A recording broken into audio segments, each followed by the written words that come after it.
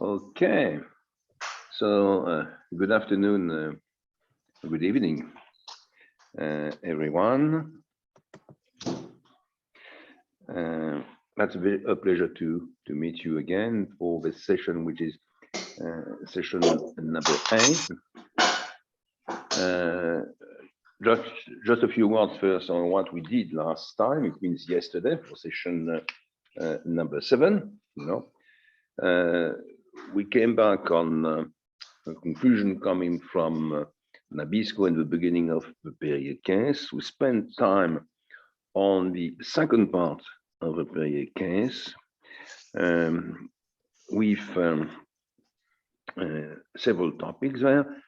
One, the negotiation with the European Union team in Brussels about the market share concentration and the concept of duopoly.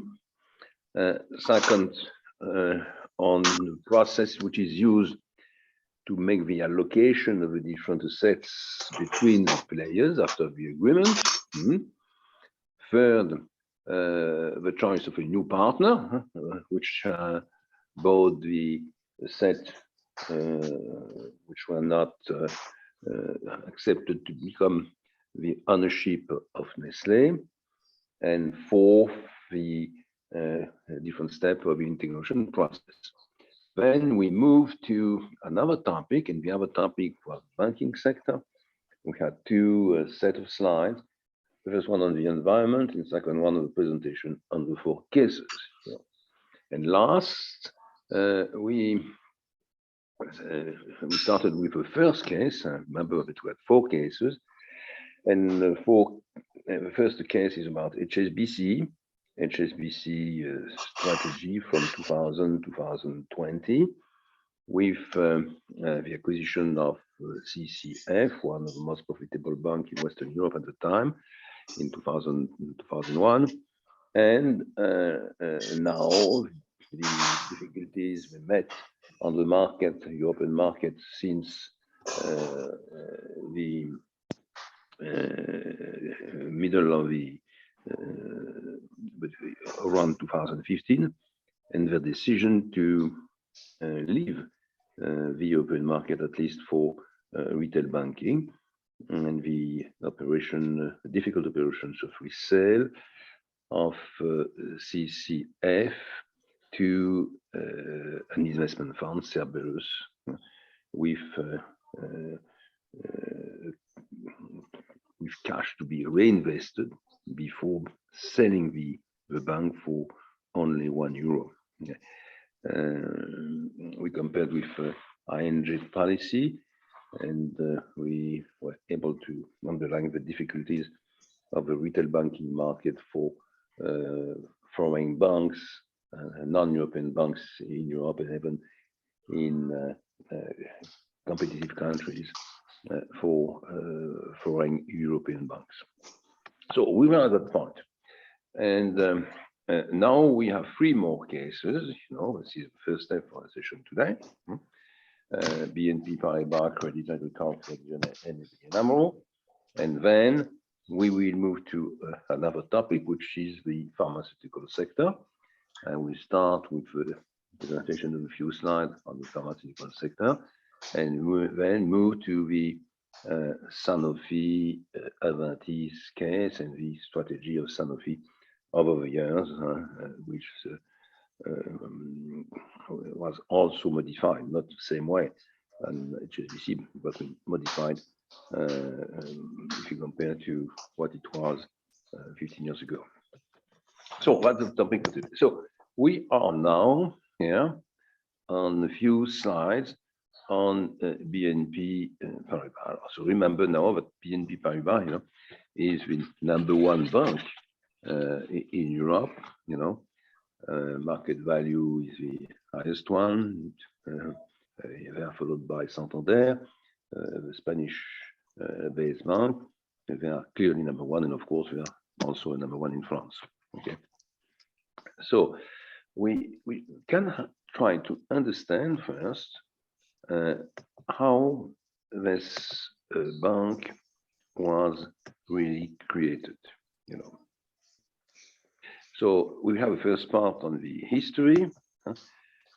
Then we will go through several acquisitions, only three, because we have so many, you know, but we cannot go through all of the acquisitions. But I think there are very good examples of what here happened. And a few words after that on what's happened today, the diversification, and also the disinvestment policy, which happened in some part of the world. So you get the slides, but, and I will switch some of them. If you want to have a look to the history of all these banks, but this is true for HSBC, this was true for CCM, it would be the case also for Crédit Agricole, Crédit Lyonnais, and ABN and AMRO. They are, in fact, all banks, all banks. At least the origin is far from today, and it started here by the third part of the 19th century, and BNP at the beginning, you know, was created by the first merger between two banks. The first one was Banque de Paris, and the second one Banque de Crédit et de Dépôt des Pays-Bas. So it's quite interesting to understand that the origin again here is a merger. Remember BSN in 1966. It's a friendly merger between two banks, a French bank and a Dutch bank. That's what's really happened. Later, you know, just to underline a few steps, we had other merger by the beginning of the 20th century. And we had also government decisions. In 1945, the bank was nationalized, and in 1966 there was a new merger, and the name BNP became really the name of the bank. So it's a long history of merger, nationalization, and also privatization. And this is what you see here. In the middle of the 90s, 1993, the bank was privatized, you know, and became, for the French part, without Paribas, what we know now. After that, at the beginning of the century, start really large acquisitions. And we'll come back on the detail of this operation. They bought Paribas in 2000 in France. Paribas, which is a very different bank. You know, it's not in retail at all. It's a bank for financing the industry, and they had large stakes in large companies in the country and outside also the country. Second step, they wanted to become more European, and they bought a bank in Italy, 2006. And this bank, you know, allowed BNP Paribas, and it was BNP Paribas at that time, to become one of the main players in Italy, with a retail network, but also a diversified set of activity which has been developed since. In 2009, we had a great opportunity, which was to buy Fortis, and a few words on that already. After the bankruptcy of Fortis, they brought the liquidity, and after that, they bought the bank. And now BNP Paribas Fortis is the number one in Belgium. That's the main elements, I would say. And if you hear a speech, you know, of the CEO in the annual meeting, he says, you know, we are a European bank with four main countries: France, Belgium, Italy, and Luxembourg. You know, and we are trying to do the same in Poland, and we have invested a lot. We'll say a few words about that later. In Poland, even if the market share in Poland is not as large as the market share we get in the 4 other countries. So the goal is to become, a European bank concentrated on a few large or wealthy countries. You can say, but do they have any other, subsidiaries? The answer is yes, large and small. Their strategy is mainly to be a large bank in large potential markets in Europe or around Europe, mainly around the Mediterranean, and they have large stake in countries which are either in the south and the east of the Mediterranean. The first one is Turkey, second one is Morocco, and the third one is Algeria. Okay. And they have also stake or subsidiaries in countries in different parts of the world, and they have a branch in Vietnam.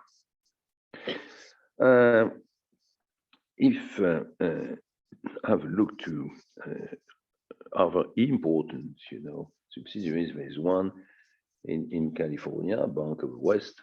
They are under negotiation to resell now Bank of the West. So if you understand, we concentrate more and more on the European market, large countries and large countries around the Mediterranean.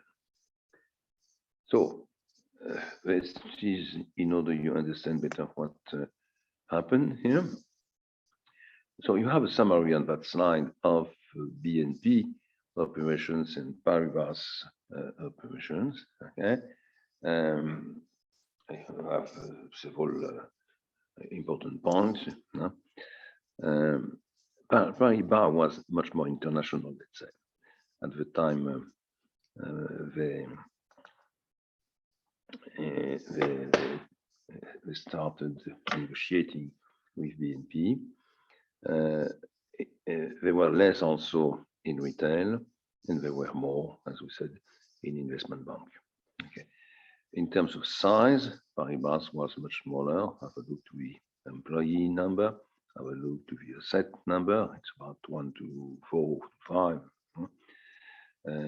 But the revenues, if you have a look to the revenues or to the net income, you will see that the return, whatever the measure used is, return on assets or return on equity, is much better for Paribas.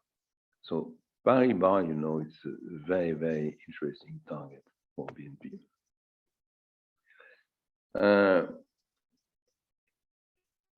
So that's the classical sign, yeah. So let's say a few words on this operation. That's an operation we took about 18 months again. And we had, as I explained yesterday, more banks in the country, in all the European countries at that time than now. And it was clear for analysts or strategists, we had too many banks, and some of them are either to disappear or better to merge with other banks. And the first element, the first discussion were around BNP and Société Générale. They were talking, at the time to develop their retail activities, retail operations, in order to be clearly the number one bank in retail in the country. And in that case, the only competitor would be, on the retail market at least, Crédit Agricole. But after a few months of discussion, Société Générale said, no, we would not do that. And main reasons were that the Société Générale and BNP were in competition in many medium and small cities, and that they had branches in these cities, and the merger will have a consequence to shut down some of the branches, probably to raise a social problem, layoff, but also without making very large, very important economies of scale. And they thought that they had better to find a partner, different partners, more international perhaps, but also more involved in the investment banks. And Société Générale stopped talks at the time and decided to target Paribas. And they started negotiating, and they were very close from an agreement, which will have been probably a friendly offer by Société Générale and Paribas. BNP probably, had the same analysis and decided to speed up and launched a hostile offer, but a hostile offer for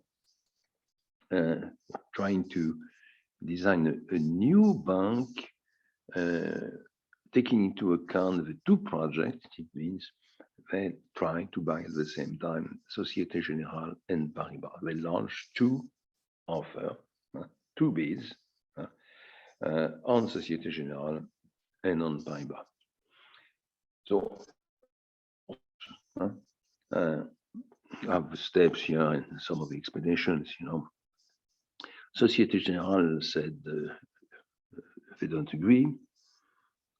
Paribas also, and Société Générale launched a counter offer or counter offers on Paribas and on BNP.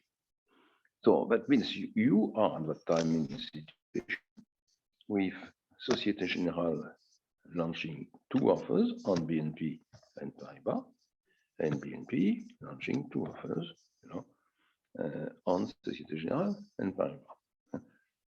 So what's happened in that case? You have several steps with an increase in the price, in progressively increase in the payment percentage of the payment in cash, and other elements to improve the offer, like CVGs, certificates of granted value, proposed also by BNP, and a situation at the end with part of the shares of Société Générale and Paribas in the hands of BNP, and part of the share of BNP and Société Générale and Paribas in the hands of Société Générale. But there was no clear majority.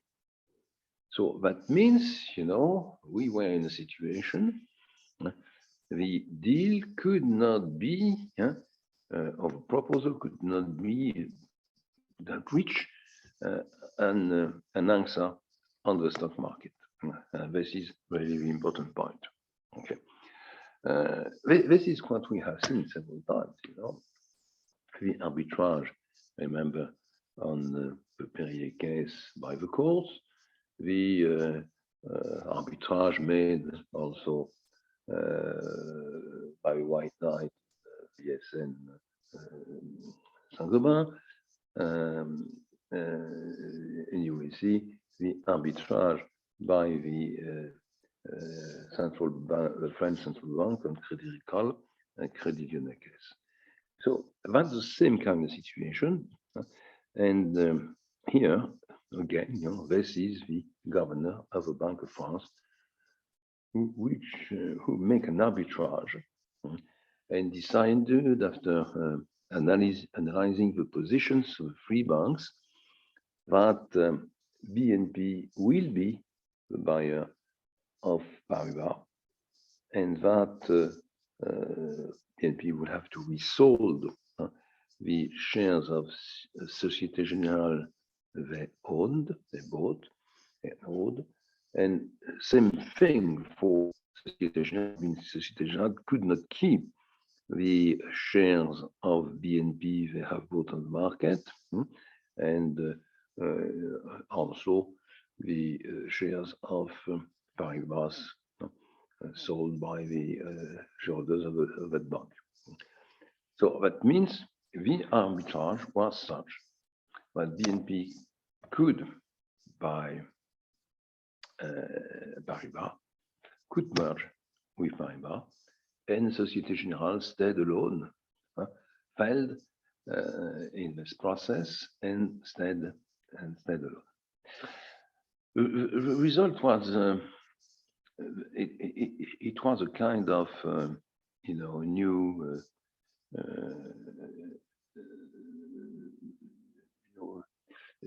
new strategy for banks in France, because now there is one bank, BNP Paribas, the name change, BNP and Paribas became BNP Paribas, BNPP, with a more diversified portfolio of products and services.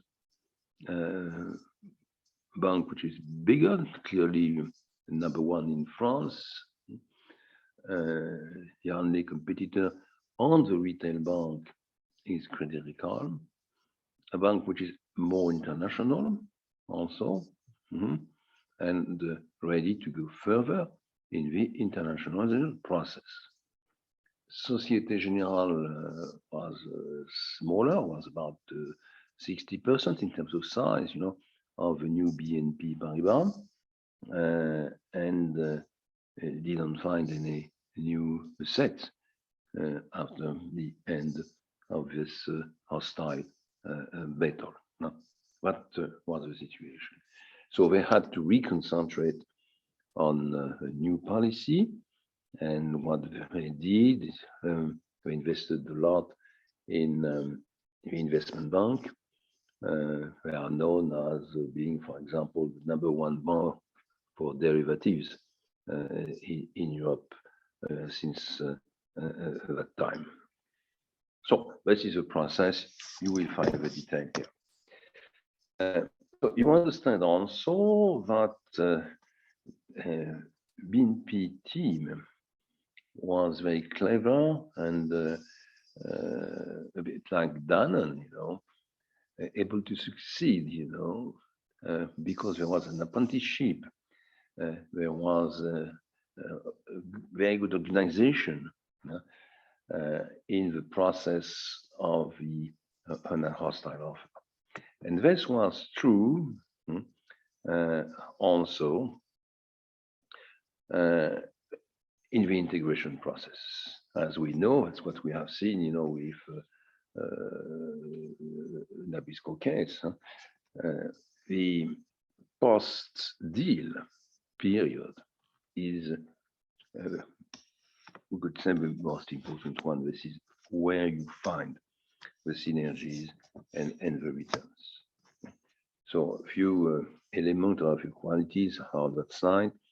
You need pragmatism and fairness, speed, and team which is well prepared, quality of management. In terms of speed, there's a method which is very well known in the banking system in Europe right now, which is made by, designed and developed by BNP Paribas, which is a 6 days, 6 weeks, 6 months, 3-6 method, which means 6 days, it is for the insurer that all the subsidiaries, departments who have been bought, are really owned by a buyer. This is a legal process. 6 weeks, it's to integrate all the new subsidiaries or departments in terms of liquidity and risk analysis, and 6 months is to succeed into the integration process with the mergers of all the teams from the two banks.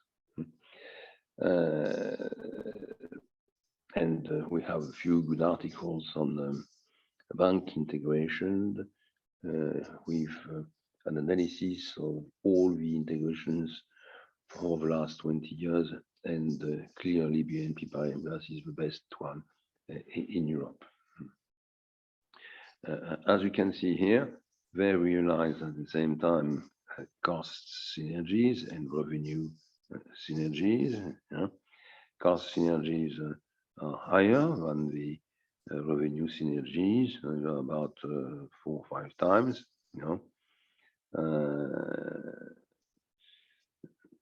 And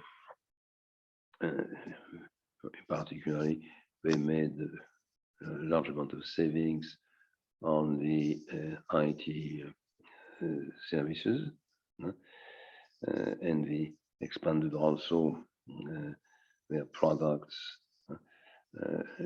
in outside France in the network, international network they bought from Paribas. So integration was a success. Commercial outcome, financial performance. So this is our first one. This is probably, the acquisition in the banking system, which was the key for BNP Paribas to establish, to design, and to establish this new method of analysis of a target, developing offers, either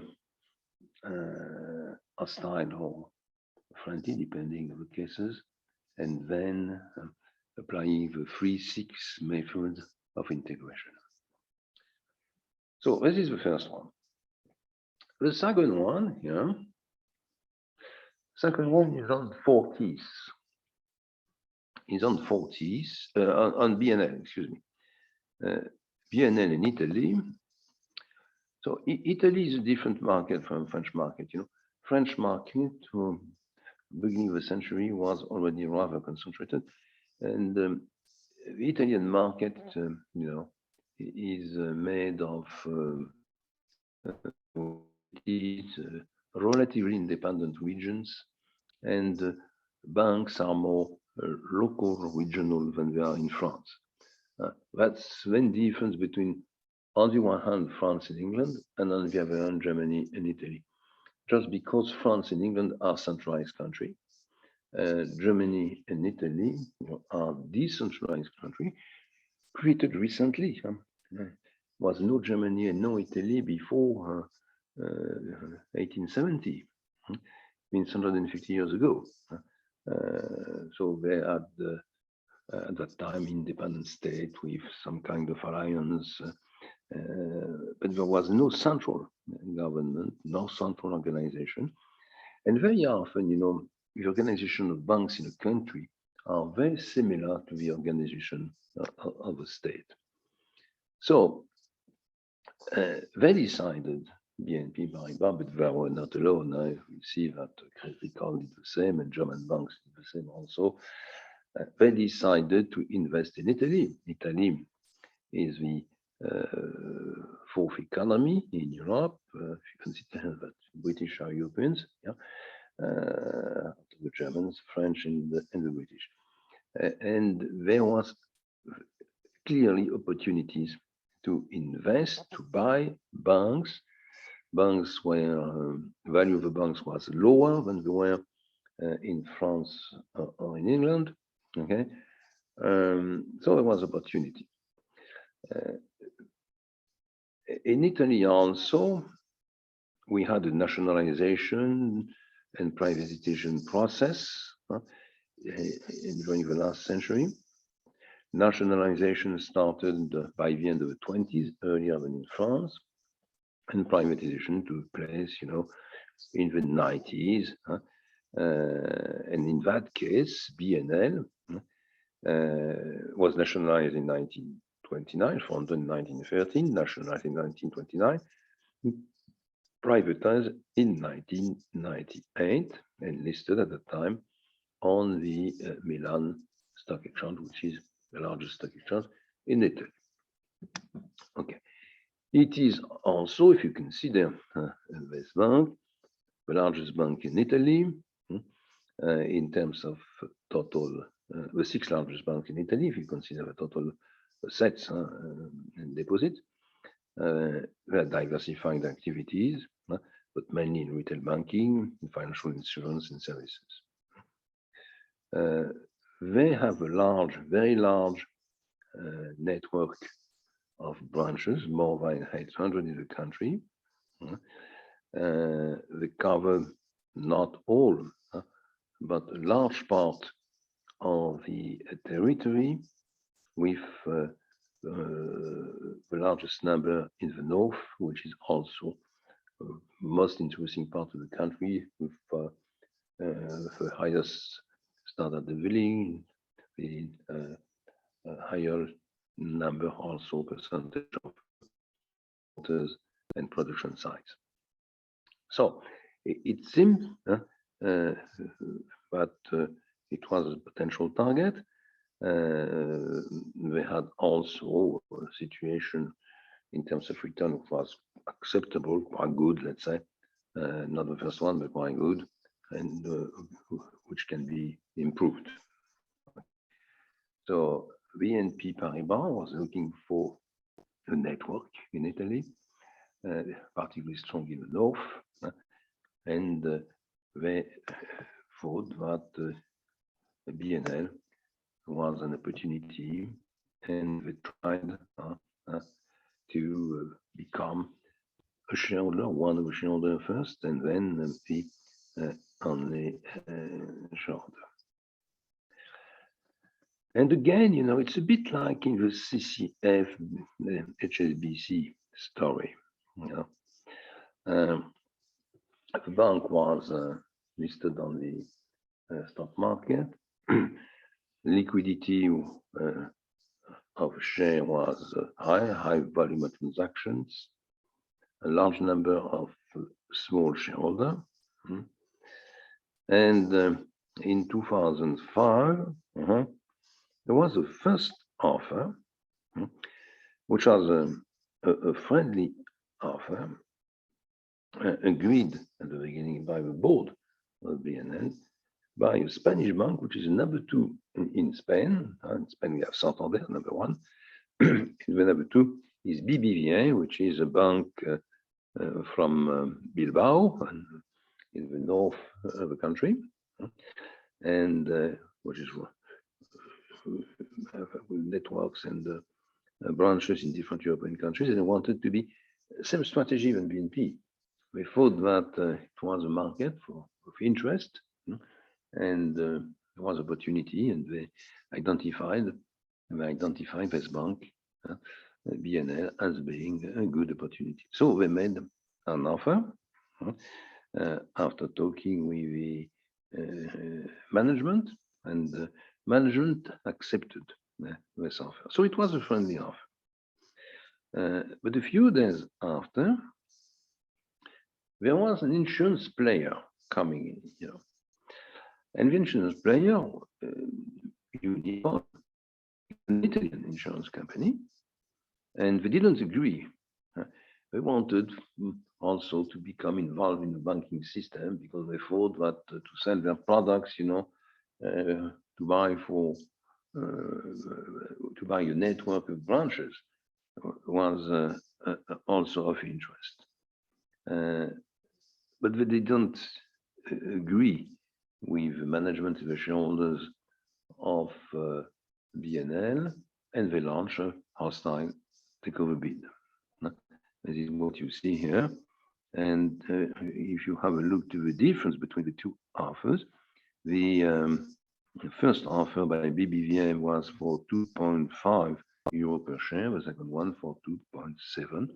So they just increased the price, and they offered to buy any amount of share available, up to 100%. It means if only 20% of the shares were presented, you know, they will buy and pay cash, you know,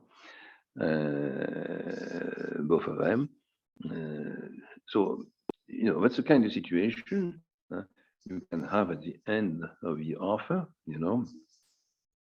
two new shareholders, because for several reasons, particularly from other insurance companies or for banks, we will not sell their shares to a foreign bank or to an insurance company.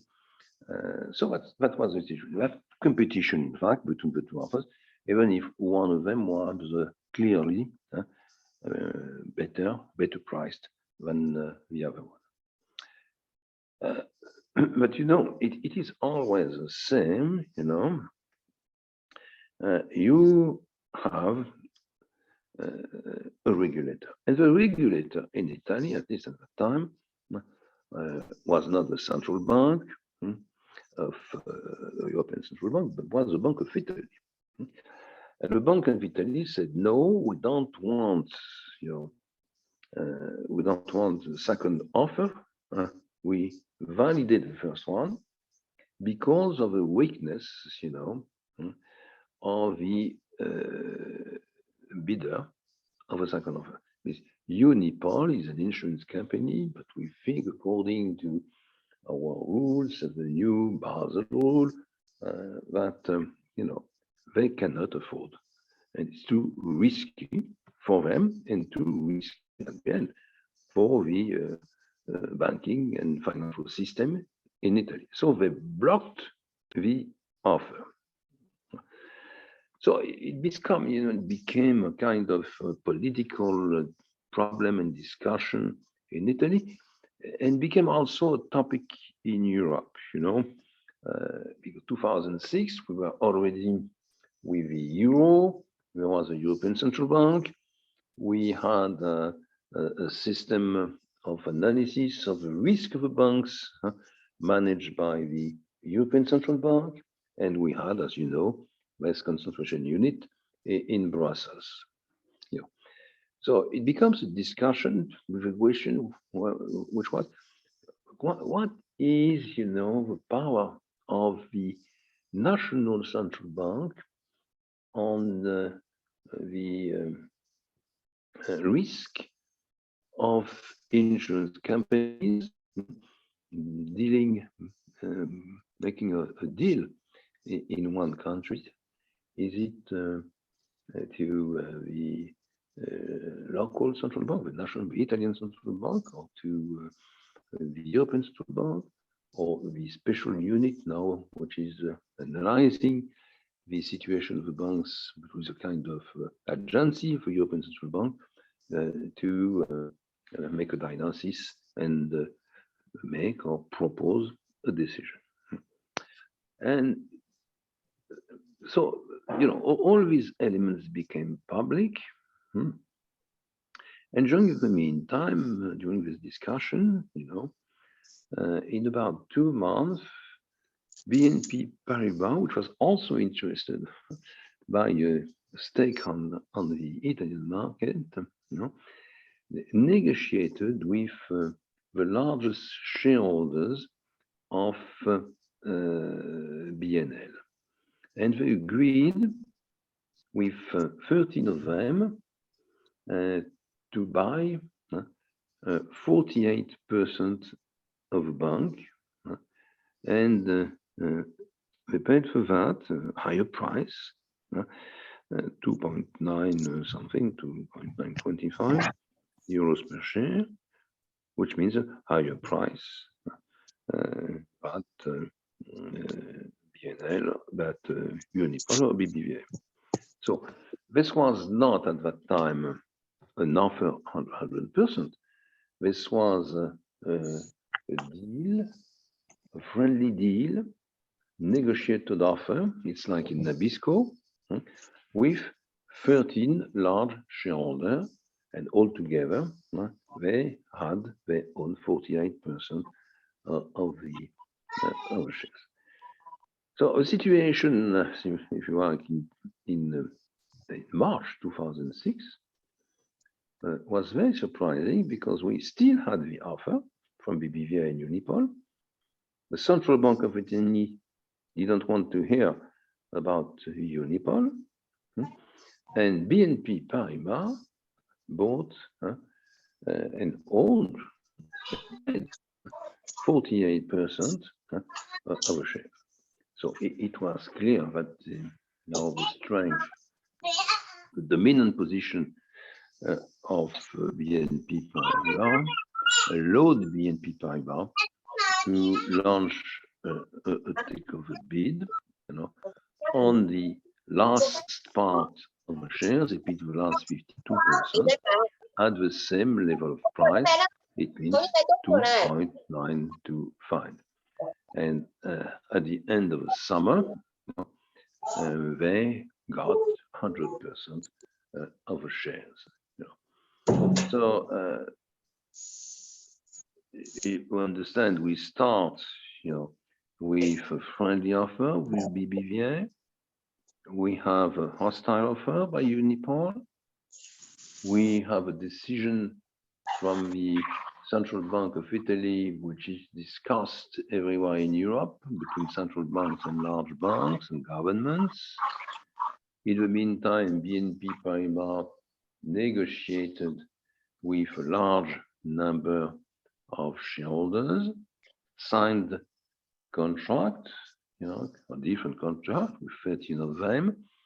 These were friendly deals, friendly contracts. They got 48%, paid in cash for that, a higher price than the level proposed by Unipol and BBVA, and then launch a takeover bid on the remaining shares, of 52% remaining shares, with the agreement of a board and the shareholders of BNL. That means it was, again, a friendly offer. And at the end of the process, September, October, they got 100% of the. So this is another kind of acquisition, BNP Paribas entered into the deal, softly, I would say. There was two offers. One offer was not accepted. The highest one was not accepted by the Central Bank of Italy. We didn't know if it was the right person to say yes or no. And during the meantime, BNP Paribas was negotiating with part of the shareholders, signed contracts, and then was in a very strong dominant position in order to obtain with till public offer, friendly public offer on the last 52%, 100% of the shares of the bank. That's what really happened. So you have a value here. Main point, it was paid in cash. This was made in cash. And it was paid partly, with an equity issue, with rights, equity rights, also with a hybrid capital issue. It means, in fact, preferred shares. This is the second one. And this opened to BNP Paribas, the Italian market. And of course, this was successful in the integration, the restructuration, BNL became, in fact, the representative of BNP Paribas on the Italian market.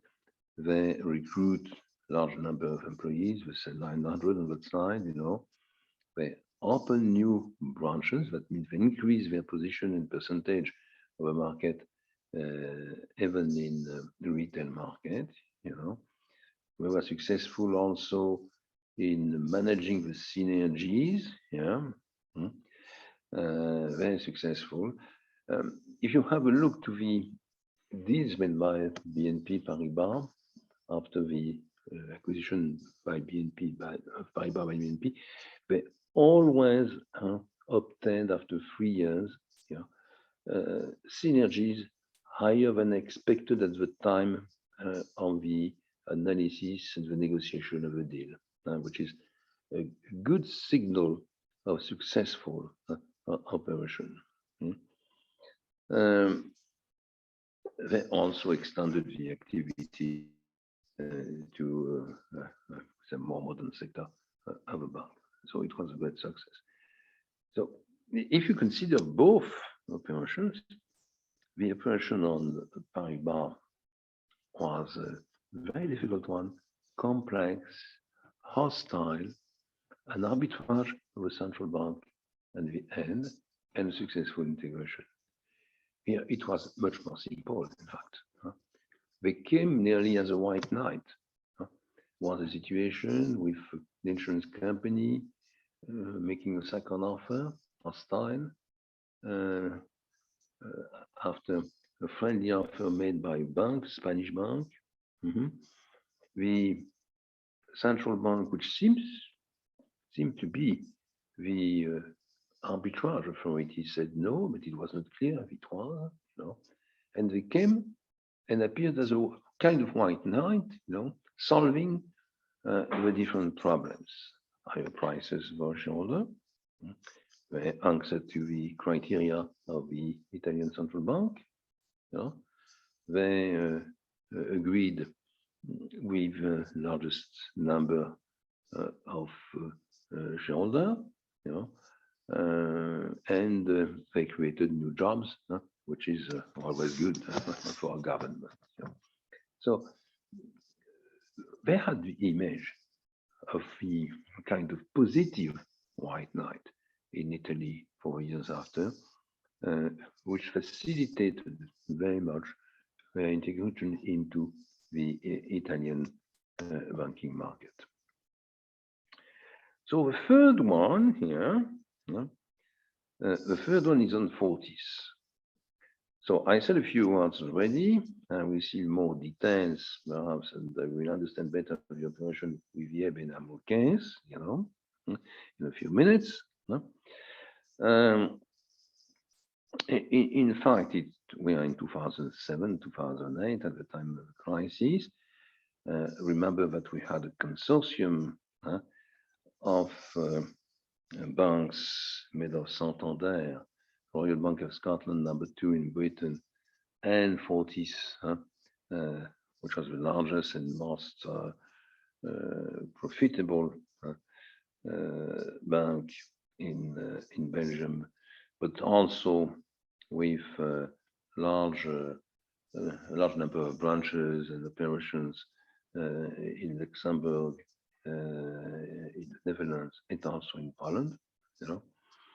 So these 3 players, Fortis, Santander, and Royal Bank of Scotland, they joined without any kind of legal basis. There is no joint venture, or even what we call today an alliance. Alliances, I would say a few words on that later. Alliances being somewhere, but something between, very often something between a merger and a joint venture. There is some agreement, and there is some kind of written contract, and in many cases, on part of the activities, operations, a joint venture. Here, there was no contract. It was no joint venture, no merger, no common subsidiary. Johnson made a common offer, okay, and they succeeded. We see that. And come back on point. They succeeded, but the problem was after that to pay for that. It means they didn't, and this is one of the issue. They didn't, package or design, the financial resources needed to pay. First, they paid the price higher than expected because it was a better, and there was also a crisis. Lehman Brothers. Well, that means they tried to find resources afterwards, and as I said yesterday, Santander was successful, excuse me, Royal Bank of Scotland and Fortis were not. What does it mean? It means Fortis tried to issue new equity, new shares on the market, and about 20% only of the shares sold to the market were bought by investors. That means they didn't find the cash. And when you don't find the cash and this situation is known, that means that, what does it mean? It means that investors start selling the share on the market, that customers move to the branches and ask for their cash. And at a point in time, the image is completely destroyed. And you have a queue in front of the branches with customers asking for their cash. And on a Friday afternoon, there was no more cash available. They had to shut down the branches for the weekend. So that's really what's happened. It is, when it is, the first bank of a country like Belgium, it's a kind of catastrophe. Something has to be done. It cannot disappear. At the size of Belgium, it's a problem which is similar to Lehman Brothers. So the question was what to do. And it was already known with the Lehman Brothers experience what was the consequence of a situation where the states and the central bank didn't come or organize a rescue plan for the bank. So during the weekend, it went very quickly, and the Belgian government, in connection with other governments, Luxembourgese, the Dutch government, the French one also, decided to find a solution. And in that kind of situation, you have really two main problems and two situations. Two very short-term problem.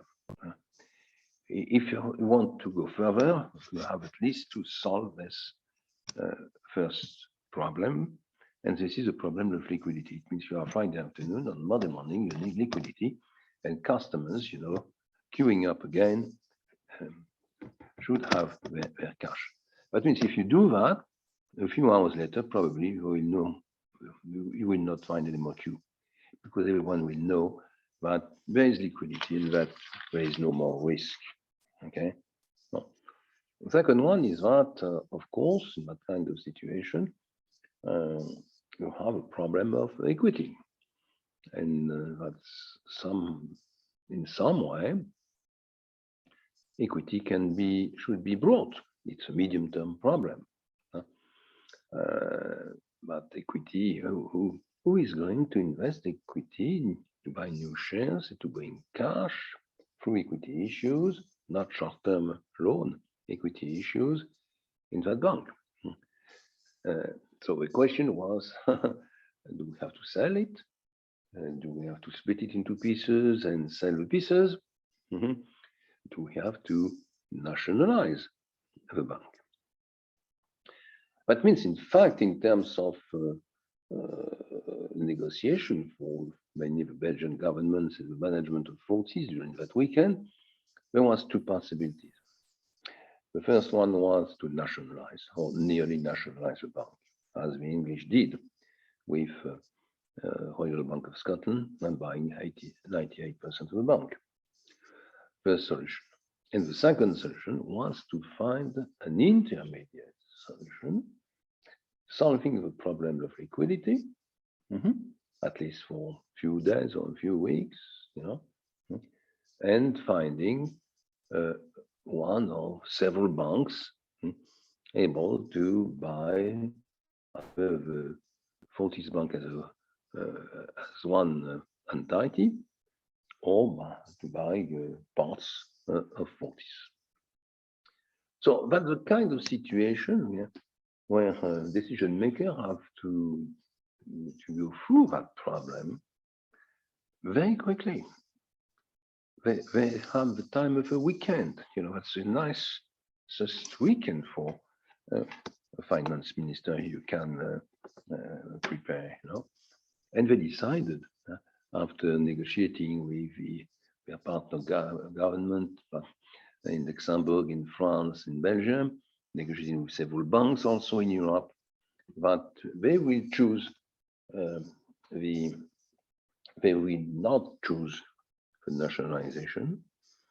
They will choose a solution in two steps. First, solve the problem of liquidity, and they found a partner, BNP Paribas, to do that. And second, find a solution, long-term decision with one or several partners, and that had to be negotiated. So that's what has been done. And of course, this was a great opportunity for BNP Paribas. They still had this strategy I tried to explain, dominating the French market, subsidiaries in different countries, being now one of the large banks in Italy.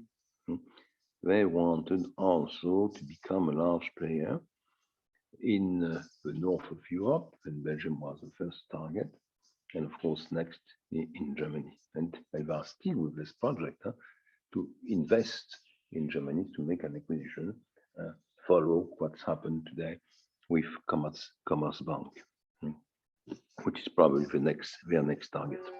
Okay, so they brought the necessary liquidity, and they negotiated with the shareholders, the management of Fortis, and the different governments involved, and they agreed after a long discussion, several months. They agreed to buy the largest part of Fortis, only some elements of ABN AMRO in the Netherlands and in Luxembourg, and the insurance part, at least at the beginning, were sold to different partners with stakes of the different governments involved, mainly the Dutch and the Belgian governments. So, of course, they had 100% of the shares afterwards of the banks in Belgium mainly, and they were able to integrate this bank, which was really hurt, by the discontinuity in liquidity. They were able to integrate it into the BNP Paribas processes. If you have a look to the analysis of operations and measure at the end what is the return of the operation, it's probably the best return they had, but it's clearly an opportunity you don't find every day. You have also here a graph of the deal process with a different state, because it was not so easy. If you start again, October 2007, so there was the activity by the consortium, and part of it was for Fortis.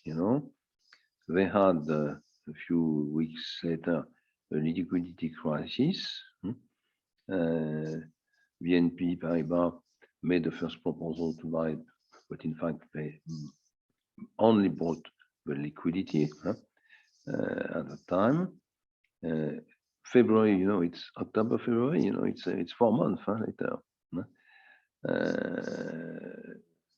there was a negotiation and two different proposals. First proposal, BNP Paribas wanted to buy all the activities. It means the bank and the subsidiary of Fortis as a whole. And the Dutch government didn't wanted to keep, the ABN AMRO structure in the Netherlands living independently. So they made a second offer, which is the offer I explained, without the Dutch activities and also. And was negotiation. And the third proposal was finally accepted by the Belgian government, the Dutch part being apart from this negotiation. After that, it was not so simple because some of the shareholders, went asked to the courts to cancel the agreement. One of the problems they had was about the voting rights. It means about the priority of the deal. And in fact, the agreement was modified, and the final agreement is summarized here in the key points which are listed. If you consider Fortis Bank as a whole, BNP Paribas acquires 75% from the Belgian state, as you see here, and 16% in Luxembourg. It was financed by new shares by BNP Paribas. That means equity issue to finance the acquisition. But the Belgian state stayed in the New Deal, and as Fortis was completely integrated and merged for the Luxembourgese and the Belgian part in the banking part into BNP Paribas, the Belgian state became also a shareholder of BNP Paribas, and today is still, it's still with about 12%, the first shareholder of BNP Paribas, which is a funny situation, BNP Paribas was nationalized in 1945, in fact, privatized in 1993, and today, because of this operation, the number one French state, it is a Belgian state with about 12% of the shares. And one of the consequences is that, for example, on the board, you have two Belgian state members and only one from the French government. Anyway, it's still a private bank, the largest part of the share being in the hands of private investors. The total stake of the two governments is about 20%. So it's really how to size opportunity to be the partner everyone needs to survive. That means you are in very good conditions to negotiate, of course, and then being the identified potential partner to solve, the long-term financial structure and situation. This is also the capacity to react quickly. Remember what I said on Danone, the capacity to analyze situation, even unexpected situation, very quickly to make a decision, to apply the decision, to have a team trained to apply the decision is central into the success. And this is probably at the end, the less costly and operation they have done and the best return obtained. So we have a look on three operations here with very different characteristics, in fact, The first one, BNP Paribas, it's hostile compliance with an arbitrage with the central bank. The second one at the end is a friendly one, even if you have two offers before, one friendly, one hostile, and you find also in the middle, a kind of specific decision of the central bank before the last friendly offer. And here it's really how to size an opportunity, how to be ready to size an opportunity to bring the right solution at the right time. And the capacity, the ability to bring the right solution at the right time, it means to solve the problem of liquidity, in fact, was created a strong position, dominant position in the negotiation for BNP Paribas, which allowed them to negotiate with the other partners, the shareholders of the bank, but also the governments, with the best assets, the best capacity to integrate and finance the bank.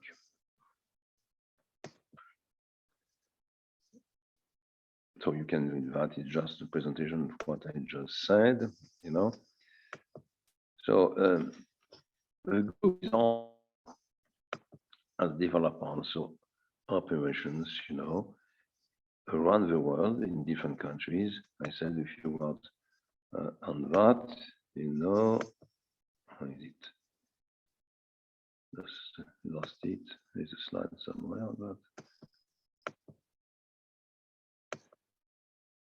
yes, you have a look to the international expansion. You see that Vietnam is somewhere here on the map.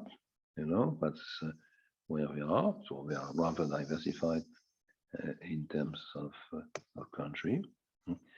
And perhaps if you want to have a look to the largest operation, they are, first in the US, with Banco West, which is number 6 in states like California, Nevada, Colorado, and they have acquired also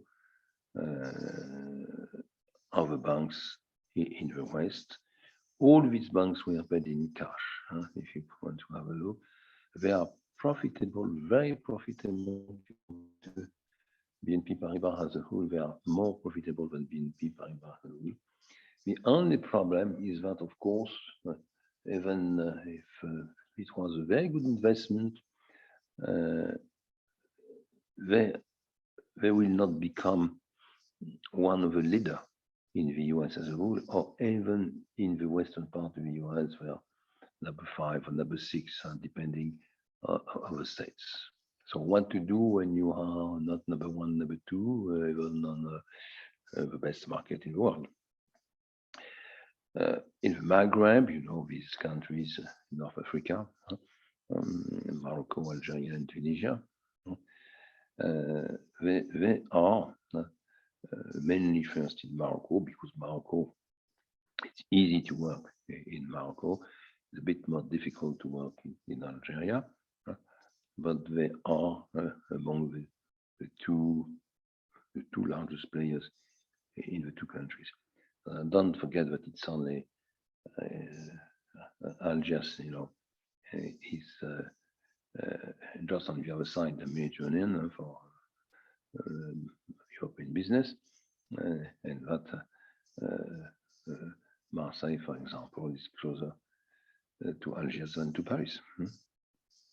Turkey, we have partnerships and agreement to extend. It means calls in the deals to extend their partnerships with these banks in Turkey. So they plan to become one of the 2 or 3 largest banks in the country in the years to come. Italy, if you know that, Belgium, if you know that, okay, Luxembourg, they have a bank there, have acquired a bank, Banque Générale de Luxembourg, which is also one of the largest player, and they incorporated into that bank the Fortis subsidiary bought in the Fortis deal. And now they are developing acquisition in Belgium, and they bought from other banks. In fact, there is another one right now. But the first one was bought from Rabobank. Rabobank is a Belgian, is a Dutch, and we get about 20% of market share.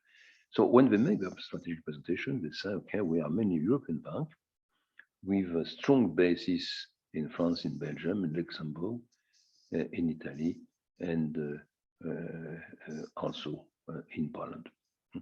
And we are invested with large stakes in North Africa and in the western part of the US. After that, we have a diversified portfolio of activities around the world, but generally not in retail banking. So if you think to M&A, our topic, you understand that they've been through many acquisitions. They have made hostile, friendly acquisitions, friendly in Italy, hostile with Paribas. They have sized opportunities with long negotiation, with a step which was to provide a service and liquidity before making an acquisition, negotiate an acquisition and mergers. Remember that historically also they were a bank made by mergers, many mergers. They have made acquisition friendly acquisition, particularly at the time bank in the 90s were privatized and could define their own strategy. Before strategy was written by the state, and they bought, and after negotiation, it was contract negotiated friendly, even was offer on the market, and they integrated, they merged with a large number of banks for consumption credit, for real estate, for example. Also, they bought also fintechs in the last 5 or 6 years, specialized in payments, specialized in portfolio management. All these operations were negotiated offers, and they were integrated into the structure. So there was a merger and integration process.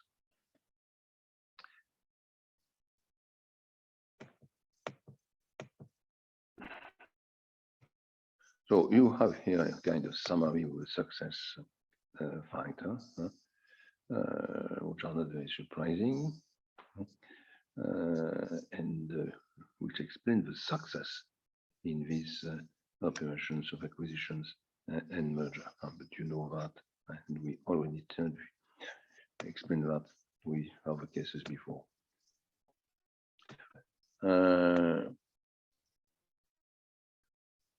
So what you can see here, it's a few data on BNP Paribas today, and of course, even if the stock markets, are higher than they were, of course, 6 or 8 months ago, what you see is that the market value of a bank today is not higher than what it was before the last crisis,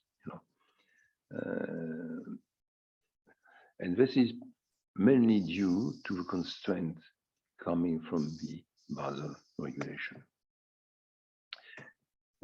Last point here is that if you have a look to the ranks of the banks,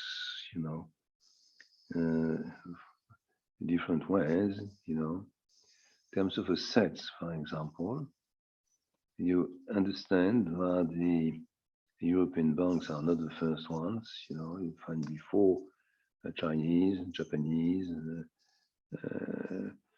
US, British, and then BNP Paribas.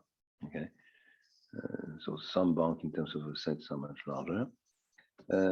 If you also have a look to the comparison between the market value and the level of assets, you find a great difference between the European banks and the US-based banks. You know, that means clearly, more simply, but the price earning of the US-based bank is much higher than the price earning of the European bank. And this is mainly explained, we have looked to the operations by the returns on the retail banking. And the retail banking difference, in terms of returns between US and European bank is based on two elements. The first one is economies of scales, just because now the largest US-based banks in retail are at the size of the continent. This is not the case here, and this is one the issue for BNP Paribas, which tries to extend in other European countries. And the second one is the level of interest rates. It is clear when your interest rates are very, very low as they are, and you lend money to your good customers, families, to buy their house at 0.8%, the potential margins you have is very, very low. I think I've nearly finished. Yes. Okay. I said yesterday, and you can read that in if you're interested. They also are interested in new fintechs. And I said a few words on what we call Nickel. Nickel is a brand of a fintech which was working with tobacco shops, and BNP Paribas has bought these fintechs which distribute low-cost products, I would say, with the tobacco shops. It means they are reaching a category of consumers, which is not wealthy, but which is also of interest to enlarge and diversify their customer base. See on the left also that they partnered with money transfer fintechs. We have some of them, in Europe also, and we have important flows of money transfer, particularly from European countries and France to North Africa and Black Africa. So this is another expansion of the acquisition. All of these are, of course, paid cash, and they are negotiated. So that's what I wanted to show you here on BNP Paribas, which is probably the most important case. And now what I want to do is to move to a second case, and will be shorter. And the second case we have here is ABN AMRO.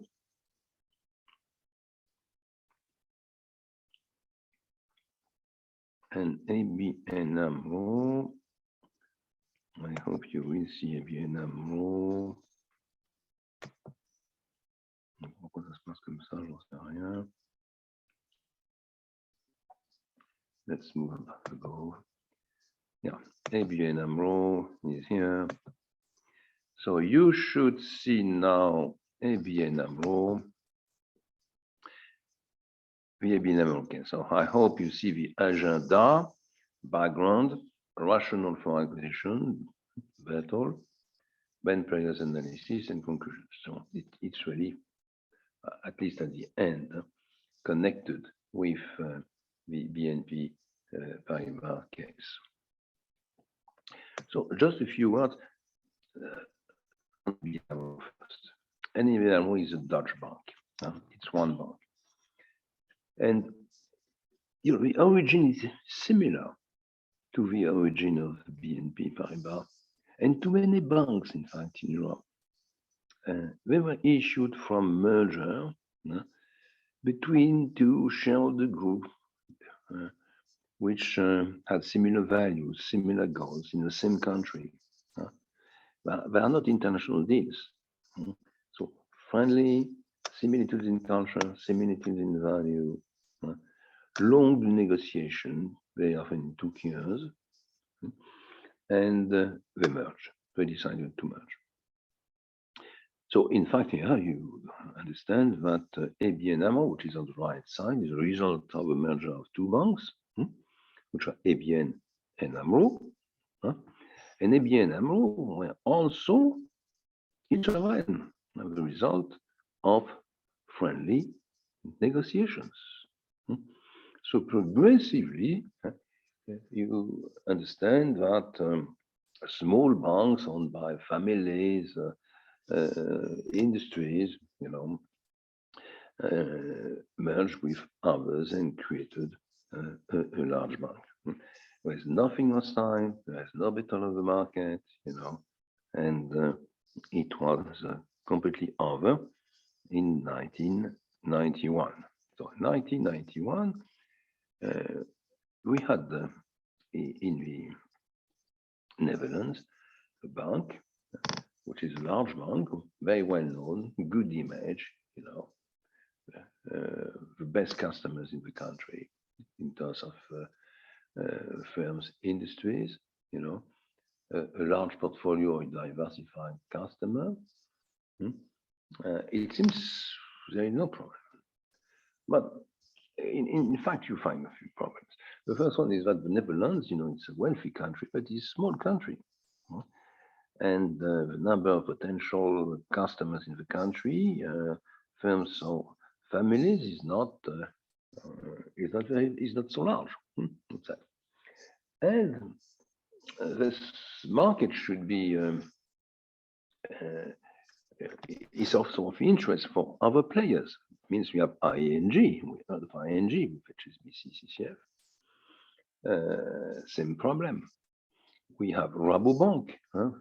We met Rabobank in Poland with BNP Paribas. We had also the Dutch Postal Bank. So that means, you find the specific players in the cities, competition, and you have also an agricultural bank. So that's really many banks. The only possibility of them to be more developed is either to do what we have seen on the preceding slide, which is to merge, just to merge, creating a larger bank by a friendly contract, or to extend the activities, in new businesses, financial businesses, or which is very common for financial and non-financial players in the Netherlands, to invest, to develop networks, to run operation abroad. So that means that all the Dutch banks are very, very international. Okay. So let's have a look to ABN AMRO. Could we say they have been successful in developing that kind of performance? We have a few conclusions here on that side. The stock price, in fact, was increased in the 90s, but the value of the company didn't grow substantially after the beginning of the century. So, of course, when you have a potential player of potential growth and higher return on the world scene, it becomes a target. If the shareholder structure is made of many small investors which are ready to sell if you offer a good price. Second, not only the market value was not in line with the forecast, but also the performance were weak since 2005. We see that also the fixed costs here are too high, probably because there are not enough economies of scales. And it can be characterized by the fact that operating expenses are growing at a faster rate than the operating revenues, which is the main problem. It's one of the main ratios if you want to analyze the risk of a bank. The non-performing loans increased enormously in 2005 and 2006.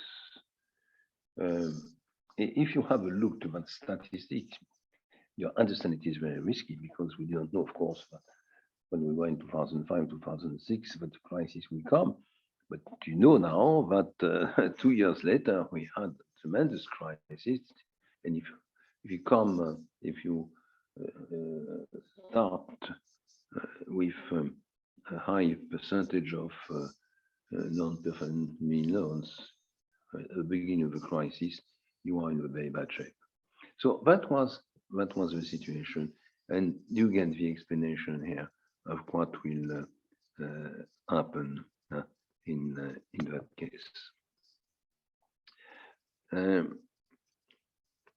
So let's have a look, perhaps here somewhere.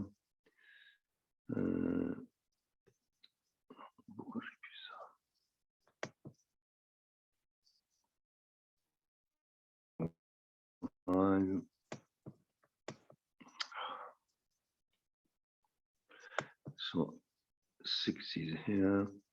So let's have a look to 7. Yeah. So you have a summary of what I said here: underperformance, undervaluation, attractive targets, large business, international and worldwide coverage, and they have been made through mergers. They are, it depends how you measure that, number 1 and number 2 bank in the country, and they are operating outside in Brazil, in the US mainly, but also they have made acquisitions in Europe recently with a bank in Italy, or was Italy. You will have here a timeline and a summary of the operation, and you understand that what you find here is 6 months, several months timeline with different steps. Just to summarize, and you will read that yourself. In fact, ABN AMRO management and shareholders understood that they were becoming a target for all reasons we explained. And they had a proposal to make an alliance by Barclays, the British bank. And Barclays offered to acquire ABN AMRO.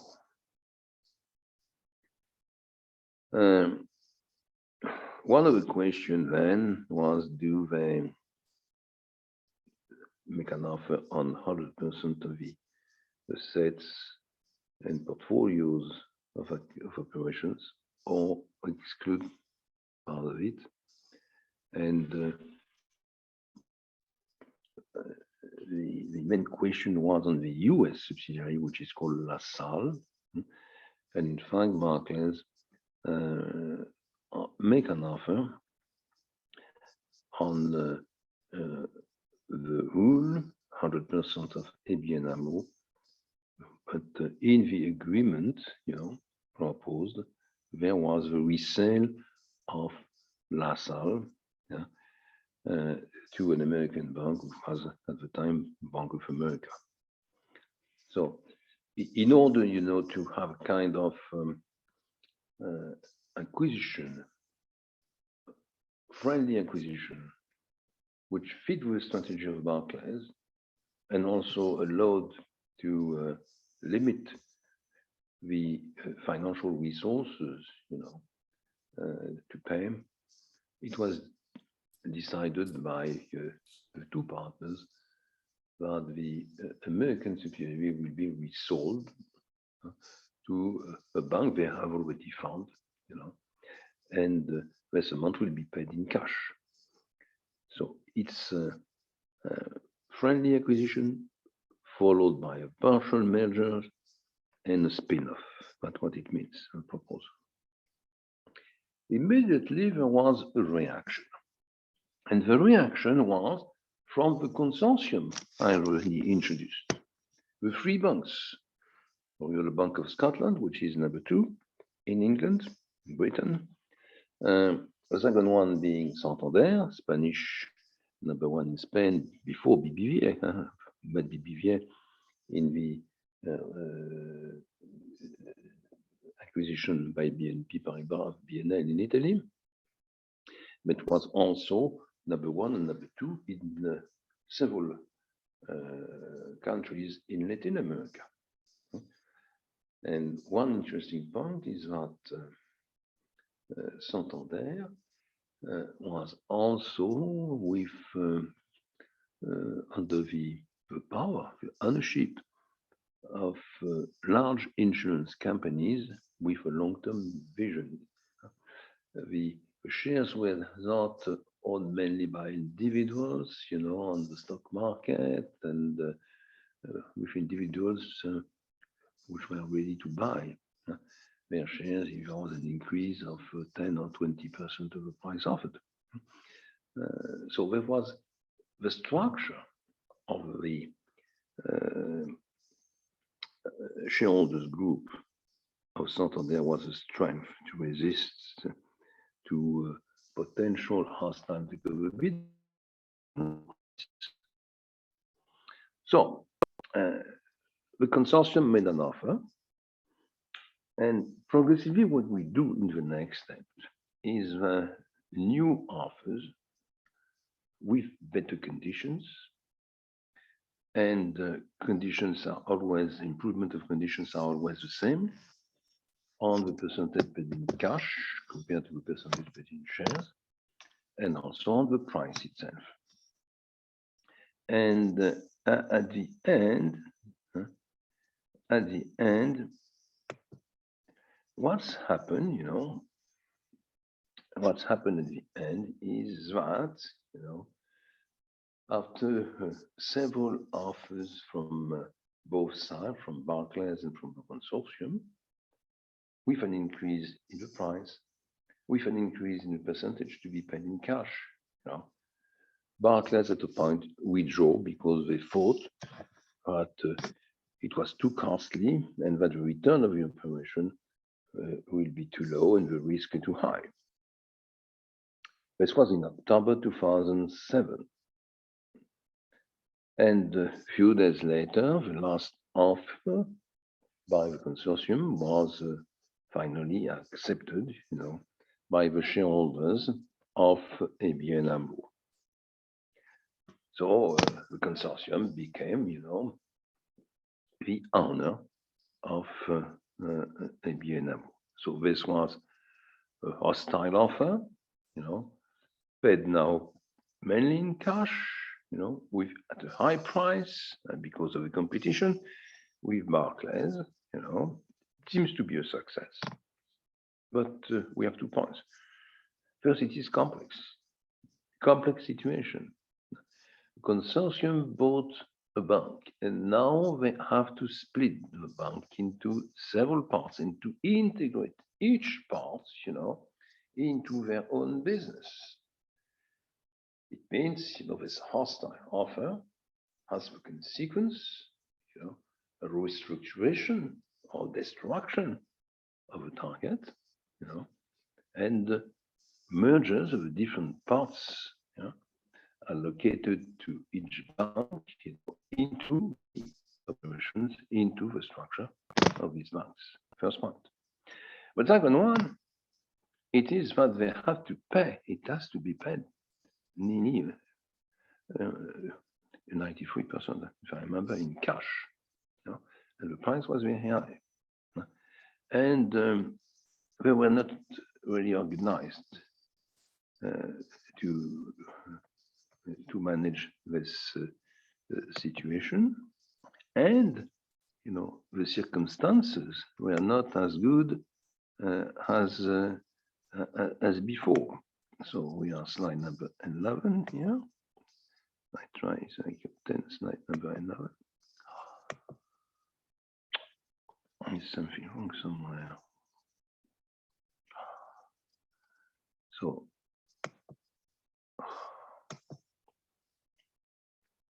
a technical problem here. No, there's one more somewhere.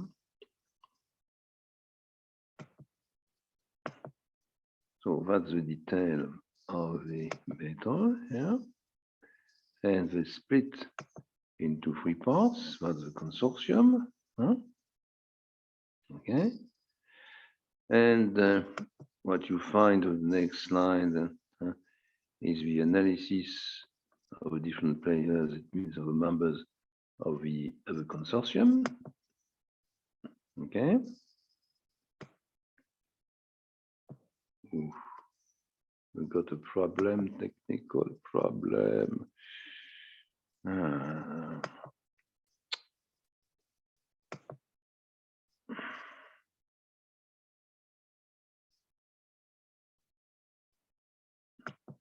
Yeah, I hope you see my slide. I had a problem, it just disappeared for a few minutes. And now you find some elements on and a table which is very, very interesting.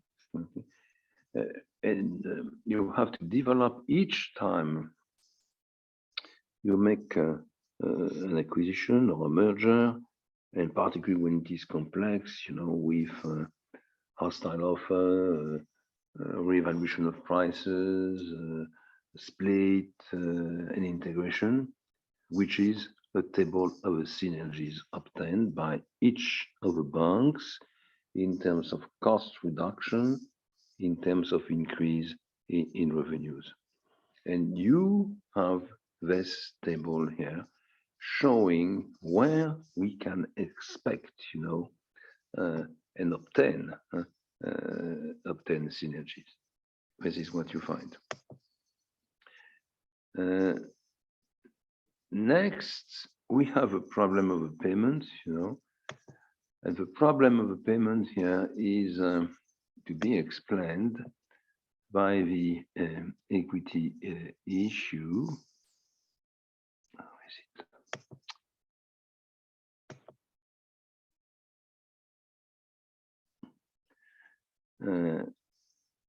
By the equity issues and the strength and weaknesses for each of the players. So you have several slides here. Okay. You have a synergy analysis I already went through, and the last element is, of course, on how to refinance the deal. And Royal Bank of Scotland and Fortis were looking for financial resources. Santander also, but Santander management very quickly understood that it was difficult to refinance on the market because all the shares price went down. And to issue equity will bring dilution of wealth, dilution of control.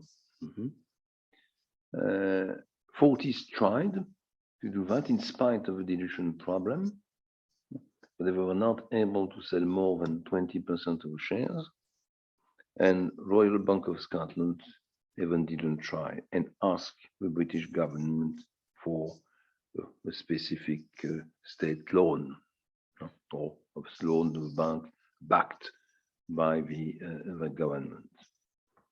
So this is how the crisis, in fact, started, and at the end of the process, what's happened, in fact, was that Santander asked its shareholders to bring the cash necessary to finance the deal, and the insurance company, which were part of the largest shareholder of Santander, brought necessary cash.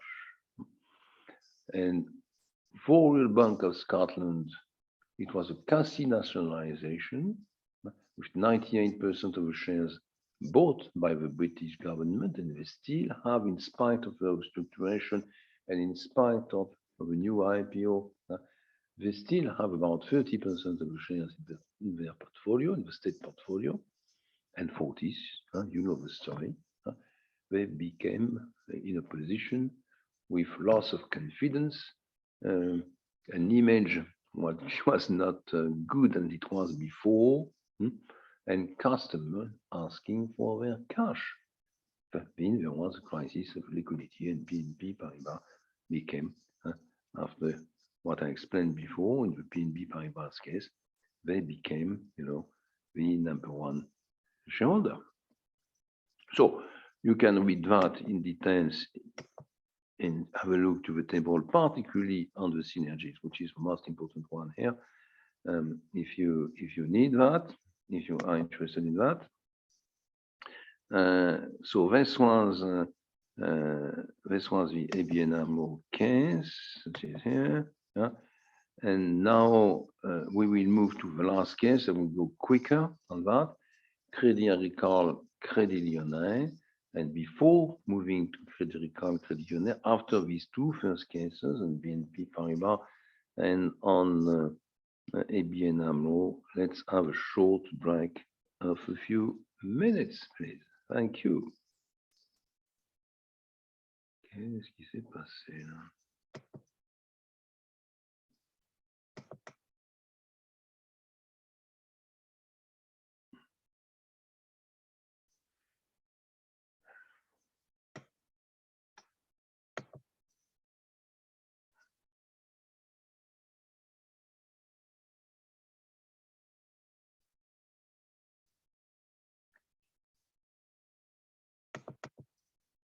C'est pas celui-là, je prendrai l'autre.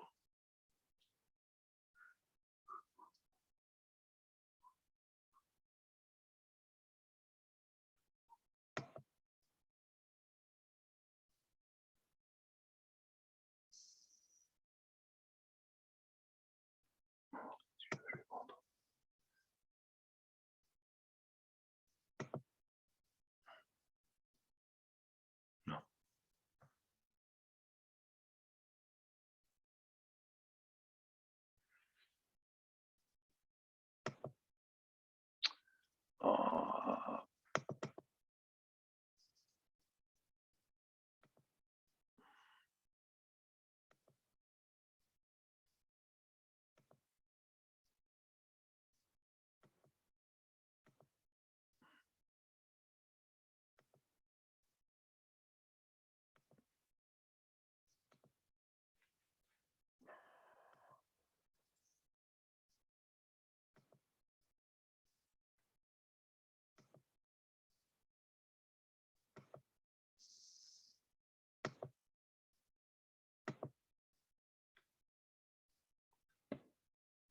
J'ai un truc qui va voir.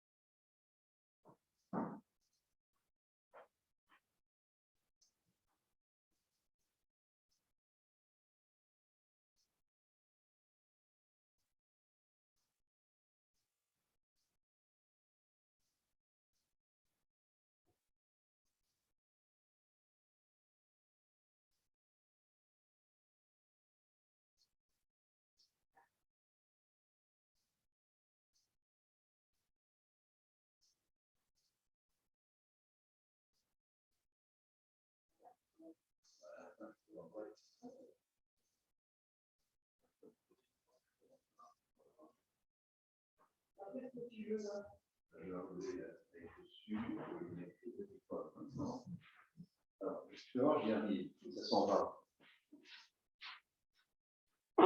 Il est là. Hein. Donc je fais partager. Hein. Et voilà ce qui se passe. Tu as fait de nouveau partage? Oui, tu partages, tu fais appuyer dessus. C'est Sanofi Aventis. Oui. Crédit Agricole. Non, c'est Crédit Agricole. Non, c'est celui-là. Là. Non, non, c'est pas celui-là. C'est l'autre. Non. Non, c'est l'autre. C'est celui-là, non? Oui, c'est celui-là. Tu as raison. Alors, pourquoi d'abord ça se fait tout petit? Crédit Agricole, oui, mais c'est ça, je sais pas. Crédit Agricole, c'est celui-là. Oui. C'est celui que j'ai mis. Oui, c'est ça. Oui. Bon, et alors, quel est le problème là? Ben maintenant, il faut être sûr qu'il le voit, mais et quand j'ai voulu. La dernière fois, quand j'ai fait partager, c'est à nouveau parti, c'est revenu tout petit.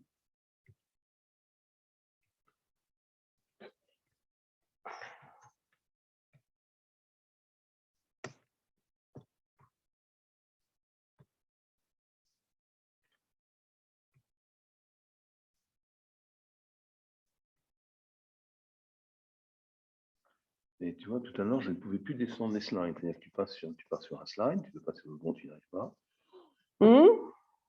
Bon, ça c'est le bon truc. Et là, c'est toi. Normalement, ils t'entendent.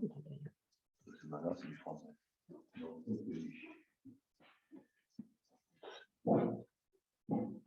Tu veux un truc chaud, non?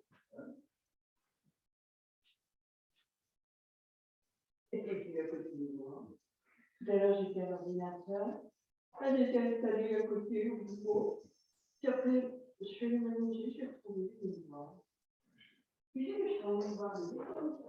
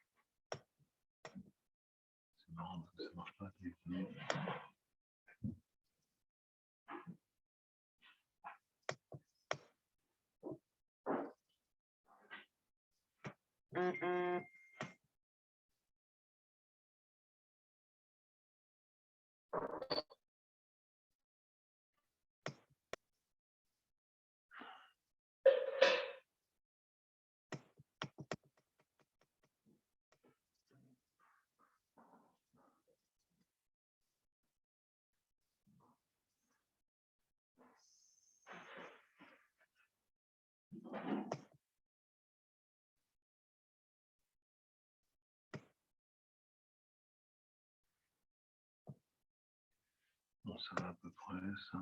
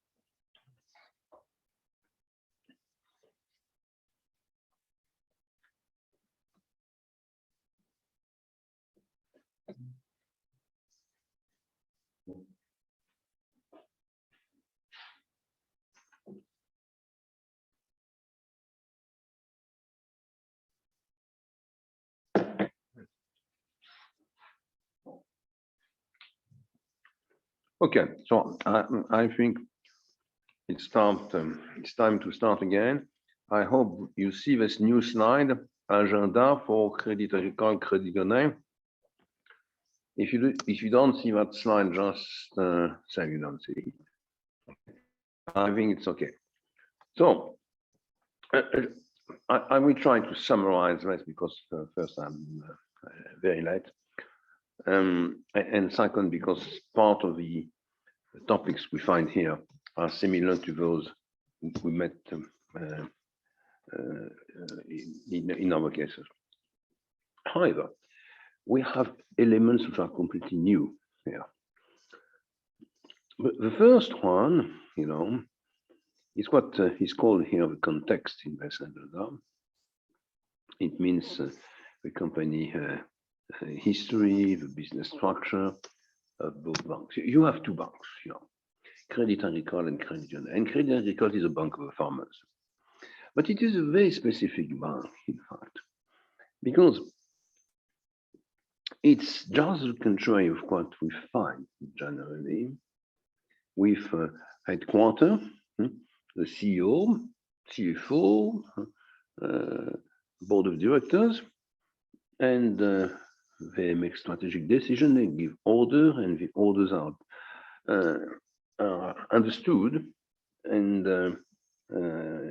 by the staff below in the different branches, services, departments, subsidiaries, and they try to reach the goals in line with the strategy. It doesn't work like that. Crédit Agricole is made, in fact, of 100 different banks at the beginning.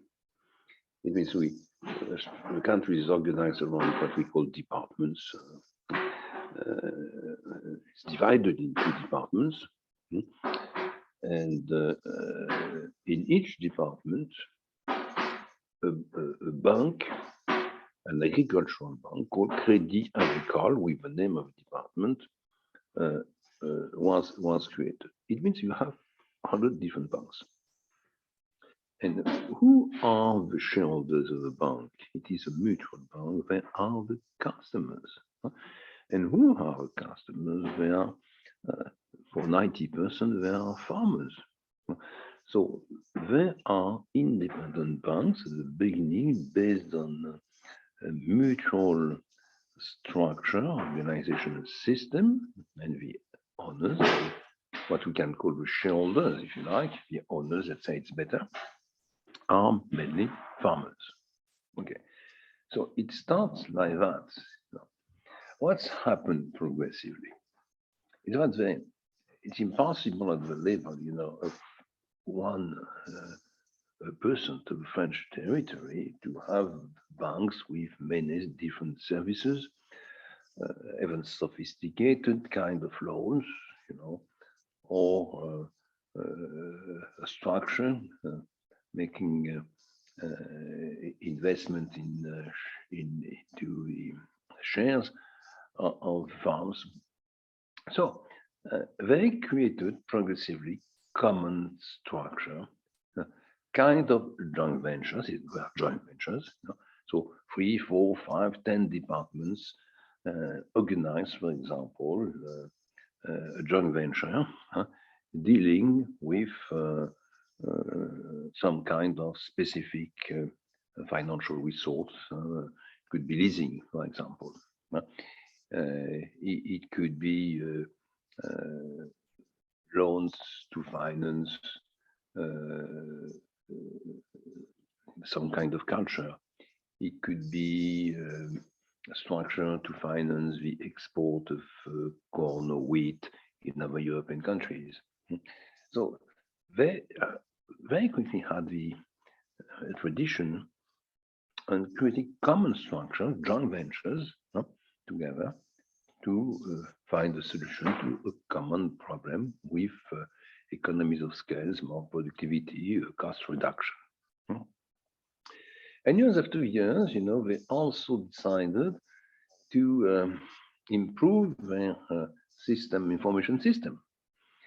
And progressively, when they reinvested in a new, more modern information system, they decided to do it together. And they created also specific legal bodies, joint venture together by group of bank to deal with this problem. But after years, there was a kind of network of joint ventures dealing with many different topics, which became very complex. The management structure was not clear, and the power, the shareholders, in fact, were at the bottom in the local banks. And the world was changing also progressively. That means they needed more international operation, for example, on raw materials. We're importing, we're exporting from different countries, not always from neighboring countries. They had more financial positions on the market. They needed a subsidiary in Chicago on some raw materials, So a common structure for the 100 Crédit Agricole was created. And this is the beginning of a change into the system with a kind of balance between centralized activities and the traditional and historical decentralized structure. It means more and more the management power was centralized, but still the ownership power was decentralized. And this is what is critical in terms of structure. Today, there's movement of centralization, simplification also has been. If I summarize today, you have a central structure in Paris, dealing with all the complex operations, all the international operations, equity issues and bond issues on the markets. Okay, we don't have any more 100 different credit records, but we still have 21. So that has been divided by 5. And of course, when you divide the number of banks by 5, you divide also the number of joint ventures, because all the joint ventures belonging to the banks merging together are also merged. So there is a simplification problem. So today, one central management team with all the complex operations. The power is still in the hands of the farmers, the 21 banks, and you have a network of joint ventures for specific topics. So it's a very complex bank, very complex in terms of history, very complex in terms of restructuration, very complex in terms of equilibrium between centralization, decentralization, and also balance of power. Today, one of the structure is listed. It is the business central structure in Paris. Some of the banks, of 21 banks, are also listed on the stock market. I think it's about 6 today which are listed. That means they find resources, financial resources on the markets at different levels. And of course, the market power of the central structure in Paris is much higher. But let's say the largest 21 banks, existing banks today, are able also to find their own resources on the stock and the bond market. So another characteristic is that this bank for years was not very international. They made operation exports, imports, they needed operations on stock, on future markets also, but they didn't have any subsidiaries making the same kind of operations, even in Italy or in Germany or in Belgium or in England. They were very national compared to BNP Paribas, for example, or to Société Générale. Okay. Anyway, progressively, they increase their market share on the retail bank and developing a few first branches in large cities. They increased progressively their market share in the retail bank and became by the end of the century the number 1 in retail banking in the country. Not the more sophisticated, they were less sophisticated than BNP Paribas and Société Générale, but in terms of volume of operation, they were number 1. The other one is Crédit Lyonnais. And Crédit Lyonnais is a very, very different bank. In terms of structure, this is a very classical centralized bank. It means you have a few important managers, shareholders in industry in Lyon, one main city in the country. And they met, it was by the end of the 19th century, and we decided to create a bank to finance the industry. Agricultural on one side, industry on the other side. And of course, we developed progressively branches, activities, depending of a central headquarters based first in Lyon and later in Paris. And this bank was listed on the market, but the share listed on the market was the share of the headquarters, which was already by the beginning of the last century a holding company. And this bank followed its customers in terms of nature of operation, but also in terms of territorial development. It means we were mainly in the industrial part of the country, in the large cities, and very quickly they became international. And even if you have a look before First World War, it was a very international bank, one of the very most international of the European banks. Okay, that's the history, that's the evolution. After the Second World War, Crédit Lyonnais, 1945, was nationalized by the French state, as many banks. And second wave occurred, more liberal, at the beginning of the 90s, and nearly all the banks nationalized in 1945 were privatized, as was the case of BNP. But Crédit Lyonnais, 92-93, has got some important problems with its activities in different parts of the world. And in real estate, we had a real estate crisis in Europe from 1990 to 94.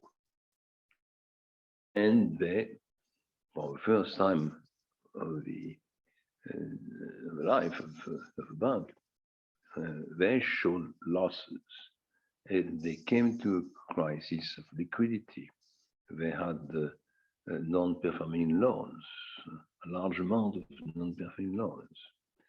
And at a point in time, as it was a period for privatization, in fact, it was impossible to privatize the bank. And the state owned 100% of the bank because of nationalization in 1935, and the state has to invest new cash in the bank in order the bank survive. So it's a very specific story, you know. So what's happened? Something very interesting in terms of mergers and acquisitions, but something you know also in Vietnam. They created a bad bank. And they split the Crédit Lyonnais into two banks. You know, the first bank, which is a bank with the bad loans, bad operation, let's put it that way, non-performing loans, owned by the state, 100% owned by the state, and which limited time horizon to survive. And another one, a new bank with the, I would say, healthy operations and assets, which is supposed to be privatized by the other banks. So you have these two structures. So the structure, which is a bad bank, was run by a civil servants team with an horizon of 15 years. And it was shut down, in fact, in 2009. You know? And during the meantime, they tried to restructure, to improve the situation, to limit the losses for the state and at the end for the French citizens. On the other side, you have a new bank called Le Crédit Lyonnais, the Crédit Lyonnais if you prefer. And this bank was supposed to be privatized as BNP or some other banks by the end of the 90s. That's the situation. The question was, what about the future of the strategy for Crédit Agricole? Is the future only in agriculture? Or does this bank could invest in other kind of businesses? So they already went into the food industry, for example. We can argue that the food industry is really connected to agriculture. They invested in primary transformation of agricultural products.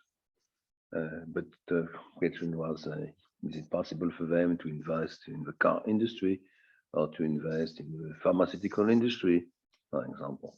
And on the other side, Crédit Lyonnais, had to find a new group of shareholders. How to do that? So the idea, but it is a state, it is a civil servant idea, was to say the best solution to solve this problem, will be to merge one way or another Crédit Agricole and Crédit Lyonnais. We have to privatize Crédit Lyonnais, and after that we can merge both of them in order to have a more diversified bank, a more international bank, able to compete, on the financial markets with the largest banks in the country, and also in West, at least in Europe. So this was the project. But in fact, it was not so simple. It was not so simple. And you find here the timeline, and we are, of course, at the end of the process. We are at the end of the process.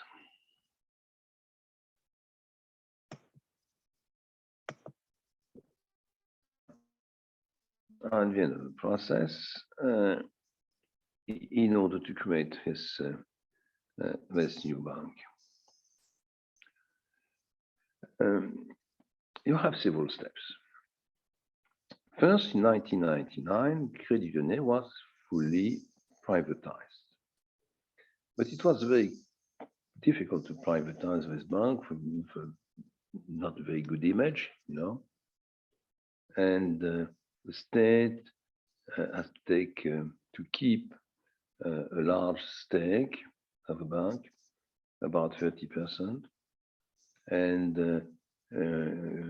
to obtain from a large portfolio of investors,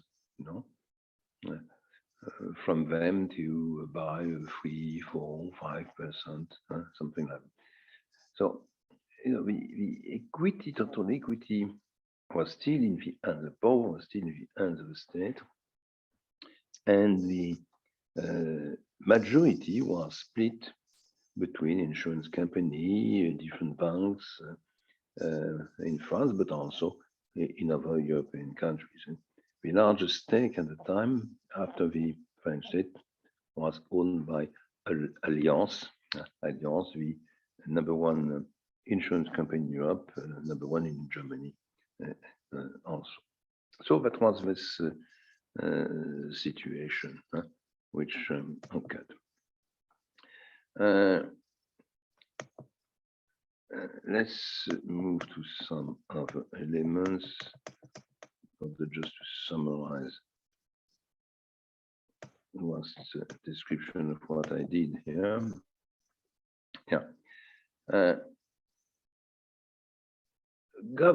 French government sold progressively its position on the stock market. And at the end of this selling process, on 2 years, they got only about 11% of the shares. And they organized, kind of auction for the 10.9%. And the best proposal, the higher price, because it was only a question of price, was offered by BNP. And BNP acquired the 10.9 or 11%, but bought at the same time a small stake, about 6% of the market. And that means that this progressive privatization led to a situation with a large number of shareholders But the first position was now in the hands of BNP with about 16 to 17%, and the French state won no more shareholder. So you understand, two steps, after the first privatization process. The first privatization process resolved with a position of the government with about 30%, and many small percentages, 2, 3, 4% mainly, in the hands of different banks and financial institutions, with number one being Allianz, the German insurance companies. After that, the French government progressively sold on the market small quantities of shares, and at the end, about 2 years later, they got only about 11%, 10.9 exactly. And then they decided just to sell in one auction the last position. And they said it was done on a few days, The higher price was proposed by BNP, and they acquired the 10.9. And at the same time, they bought about 6%. And at the end of the day, they got about 16, 17%, something like that. Okay. So, what's at the time? We are back to the BNP Société Générale case. That means if we accept, that BNP buy not only Paribas, but now Crédit Agricole, that means you have a very high concentration of a banking system in France. And the main problems will be with the concentration authorities, also problems, because in many cities, small and medium cities, you have a branch of Crédit Agricole, branch of BNP. So it's not acceptable for competition constraints and for social constraints. So it was then decided, organized by the French state, that Crédit Agricole will try to agree with BNP in order, to buy the last shares. And this was organized, they bought the stake of BNP, and then they launched a takeover bid on all the other shares, and this was approved by the regulator.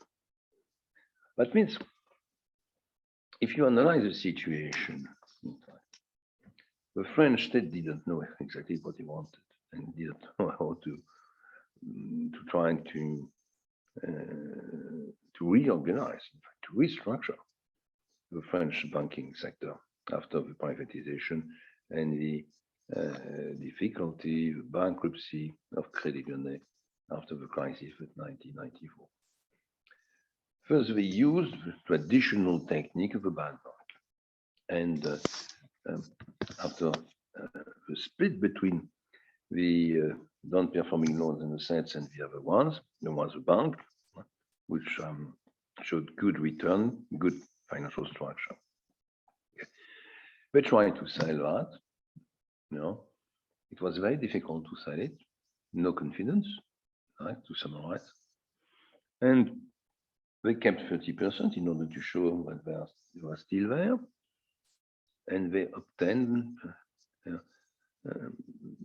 that many different institutions, about 12, bought a small stake. And progressively they wanted to leave, and they sold shares on the market. And from 30%, they moved down to 10 or 11%. And at that one point, they decided to leave definitely and organize an auction. and the auction was won by BNP.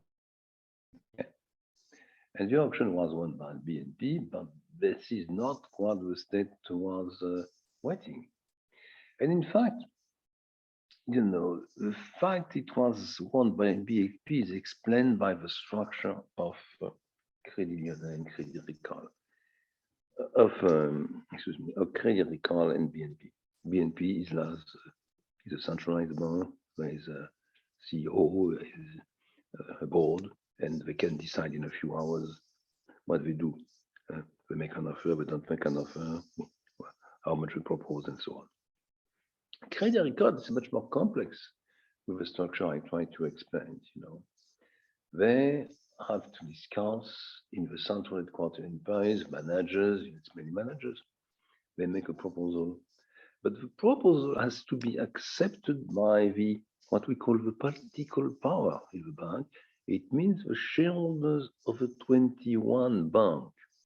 So you need the decision of the 21 banks to be in line with the proposal of the managers of the central structure in Paris. It takes 2 weeks to do that. And in the meantime, there was a proposal by BNP, and the auction was closed, and BNP bought the shares, and they got the 10.9 plus a few shares they bought on the market. So they were now the number one shareholders. And this was not in line with the government position. This was not in line also with the European Union rules. So something has to be done, and another process has to be designed in order to move from this shareholder group to another one. You understand now, we have a dominant shareholder. The dominant shareholder is BNP, about 17%, and we still have small shareholders with 2 to 3%, about 12%. Okay. So the idea is to say now BNP will negotiate face to face with Crédit Agricole, resell the shares, make of course a profit on that, and after that, a takeover bid will be launched on all the shares, 100% of the shares, and was successful. That means, probably Crédit Agricole overpaid a bit. The French government was in line with its strategy, escaped to the confrontation with Brussels authorities, with a social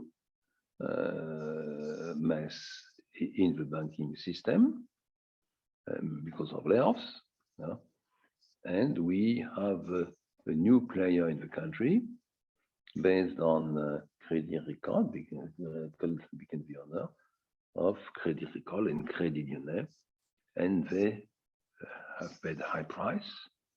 They have paid in cash, of course, and now they can merge. And the first idea was to merge all the branches, subsidiaries of both banks. But you understand it's very difficult to merge because the structures are completely different. Structures are completely different. Decentralized for one of them, centralized for the other one. I'll explain the bid, you don't follow that here. Centralized for the other one. And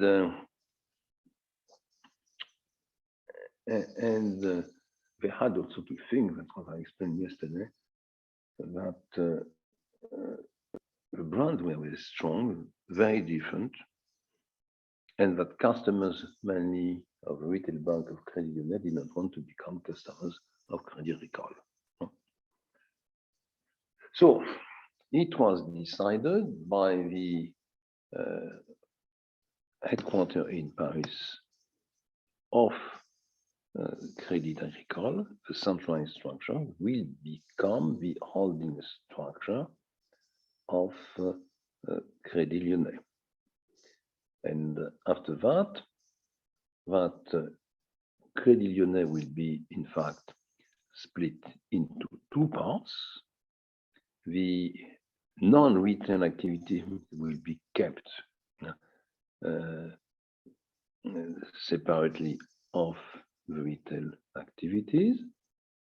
Retail activities will be still run under the brand Le Crédit Lyonnais, and all the other ones will be merged with the activities of Crédit Agricole.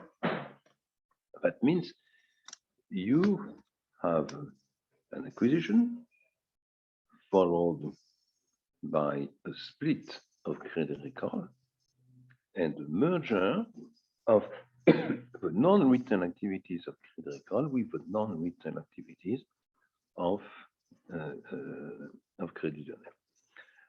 On the other side, Crédit Agricole distribution network, retail bank, and Crédit Lyonnais retail bank stand as independent structure and management teams. But of course, in order to catch part of the potential cost reduction and also all the economies of scale which can be implemented, it was to study and to implement all the potential partial mergers between activities, operations of the retail banks. That means, for example, common information system, common investment fund on foreign countries, common new system and agreement for the payments with agreements or even joint venture or even mergers with fintechs. That means at the end of the process, if you have a look to what's happened 10 years after, okay, you find a holding company, which is the management structure, the headquarter of Crédit Agricole, and this structure control the retail bank of Crédit Agricole, the retail bank of Crédit Lyonnais, and in one unified structure, all the other activities of the two banks, and at each level they were merged. Okay, and inside the two structure managing the retail banks, you find powerful merger. And you see what are the consequences here. Progressively, you see the data which appears here, and you understand, that Crédit Agricole Crédit Lyonnais became the number one, clearly the number one on relations with household individuals, it means in retail banks, classical operations in retail banks, and of course they kept their position in farming sector, about 85% of what you see here, 85% of the farming sector operations. They are also the second largest in terms of total assets, after the BNP Paribas, because BNP Paribas was more international, BNP Paribas was more diversified outside the traditional retail bank and farming sector, and progressively, the new branches, distribution branches, retail branches were opened in the cities to catch other kinds of customers. The second policy, which was enforced, and you will see that on a few slides here, somewhere here. Second policy, which was enforced, is the international policy, and the bank became, progressively an international bank. They are today more and more operating in different countries. Have a look here of what they do, you know. They are also more and more diversified in terms of segments of banks and insurance. Now, if you have a look to their presentation, they present themselves as being the largest players in the banking and the insurance sector in France. It depends how you measure that, you know. If you measure that by number of customers in the retail bank or number of farmers, they are number one in the banks. If you measure that by the level of assets, that is not true, they are number two. If you have a look to the insurance, they are the number one insurer or insurance player in the banking sector, but they are not the number one in the insurance sector, AXA being larger. Okay. So on all kinds of segments of banks and insurance, you know, with a different positioning from BNP Paribas, you know, and they are still less international, less national, and we diversify progressively their portfolio of activities, more sophisticated services and products. If you integrate also fintechs, for example, and they are more and more international with a basis in the international battlefield, principle based on agriculture, producing countries in line with the imports and exports of Europe, in line also of the operation of the commodity in financial markets. So what the interest of the case is to show you from the beginning of the 90s up to now to what's really happened. One of the questions you can raise is, what is the level of success? For example, compared to BNP Paribas, we can say that they are, and we have good data on that, they were very successful in the last 15 years on their traditional business, less successful on international acquisitions and merger, probably because they don't have the same kind of apprenticeship before experience in acquisition and merger in general, and also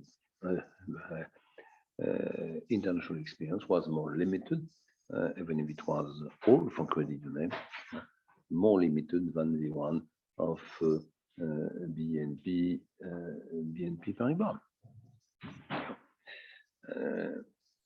Now, if you come back to that case, come back to the origin, the structure, the kind of shareholders they had, the split of the power in Crédit Agricole between the management and the shareholders, management at the top, shareholders and bottom. But the final decision is still in the hands of the shareholders. Crédit Lyonnais is a very centralized and traditional bank, completely centralized, urban bank, not farmer. Second, at the end of the Second World War, Crédit Lyonnais was nationalized, not the mutual banks of making the Crédit Agricole network. Crédit Lyonnais was hurt by the crisis in 1993 because of their investment in some economic sector, think to the steel industry, think also to the real estate sector, and they were nearly bankrupt. Okay. Hopefully, at the time they were nationalized, the state decided to split the bank into two banks, bad banks and let's say the standard normal bank. The bad bank was managed during 15 years by a specific team of restructuration, and they were successful. They reduced the losses by about 50%. And on the other hand, the let's say normal bank, profitable bank, was privatized, but it was difficult to privatize because they had a bad image, in fact. And it took several steps, and the state has to drive this privatization because they wanted also to escape from a social crisis. They wanted to escape to conflict with the regulators in Brussels, and at the end they organize, in fact, not nearly organize, the acquisition by Crédit Agricole. In the meantime, BNP Paribas, which is a private bank, had the possibility to make a profit on this operation. All the initial shareholders, the 12 initial shareholders also, and Crédit Agricole bought and paid cash Crédit Lyonnais to the state in to the different owners. Then they had to manage the process of integration. For customers' relation, it was decided that to the brands, two main brands, two different structures, okay, but one common structure for all the other operation, non-retail operation, mainly investment and financing operation. This is what we call a partial merger, okay. But when you get, in fact, free structure, owned and controlled by the central management structure by Crédit Agricole, you try to obtain economies of scale. You can obtain reduction of costs, synergies, and so on. And for that, you organize also progressively partial mergers in the back, not in the front. That should not be known by customers. All the management of the two retail networks. It could be an information system. It could be on the investment funds which are sold into the different branches, for example, but two good examples. But to try to obtain the largest amount of synergies, cost reduction, and trying to catch all the economies of scale. And then you have a model of the largest banks in Europe, Santander, BNP Paribas, some others, and you decide to become more diversified in terms of activities, even you have some specificities in this diversification, insurance. And in that case, it's quite interesting because they didn't decide to buy a company, they didn't decide to merge with a company, they decided to create two companies scratch, two insurance companies scratch, one for life, one for non-life, okay? And they decided also to extend their international network. Of course, they wanted to extend their Europe. And if you have a look to the first operation, they were not very successful. They had difficulties in Italy, and they lost large amounts of money, financial resources invested in Greece. It seems now they have learned also what to do. They have a better team to manage acquisitions, mergers, with a good knowledge of the international battlefield. But this has taken about 15 years, the last 15 years, to learn about that and to be competitive on that kind of market. So this is what I wanted to show you. In that case, you will see and read the slide by yourself. They are very detailed.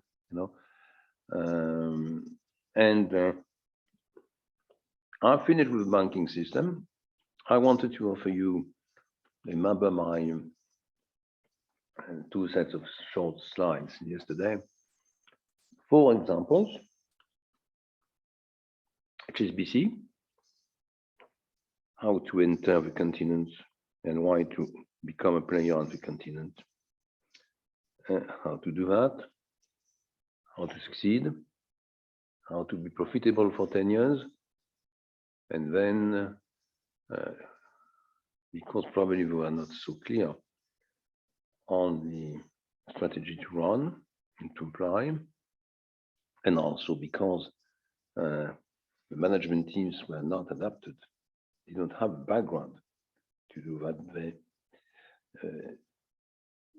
They lost large amount of cash in their European activities, and at the end this year, they decided to leave from the largest position they have in the continent and to resell all the activities in credit cards and also in a retail bank. Same in the US, same in Britain. Okay. If you have a look at the end, they bought with CCF the most profitable bank in Europe, one of the most profitable, and they left with €1 plus a kind of investment without return of $3 billion. Second, we have this BNP Paribas case, which is probably the best case I have to explain to my students. And it's what? It's first a large number, very large number of merger, friendly merger. Second, it is a nationalization, privatization process, successful. It was very well managed. It's very different from Credit Union. And after that, they started with a strategy of diversification of a portfolio of operations, products, services, and countries. But they had a target.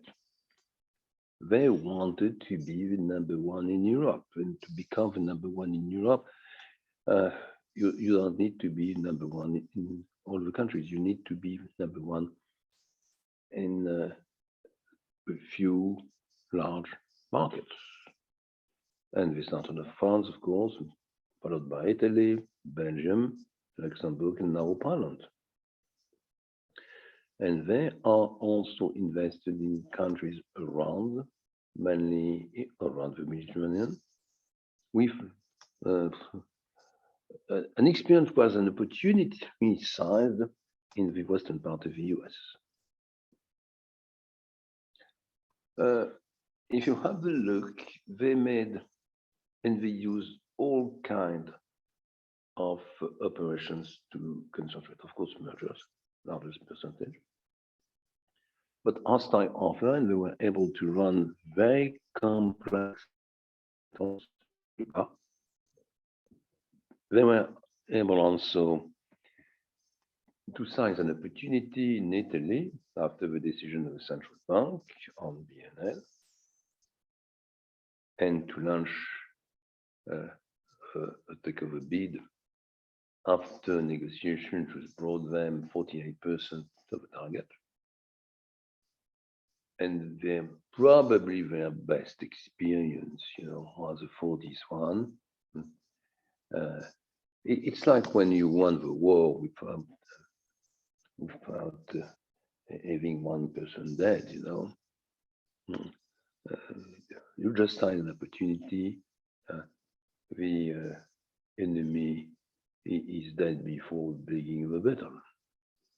That's what happened with 40s.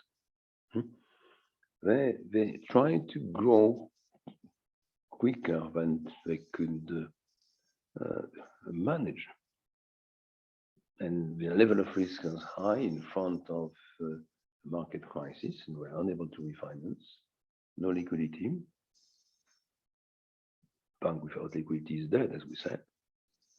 And at that time, they were able to find a solution through progressively with negotiation with the different states involved, in particular Belgian states. They brought liquidity, and then they negotiated the acquisition of the largest part of the share of ABN AMRO, which was dedicated to Fortis. We understand also that the structure of shareholder group is a key element of the management of risk. A comparison of the position of the three banks gave you, an argument to think that you have to be very careful in the management of your shareholder group, as you are in the management of the cash of your WACC, of your return on equity. And last, we have this very specific, operation of merger at the end of Crédit Agricole and Crédit Lyonnais. It's an operation, it's a merger between two banks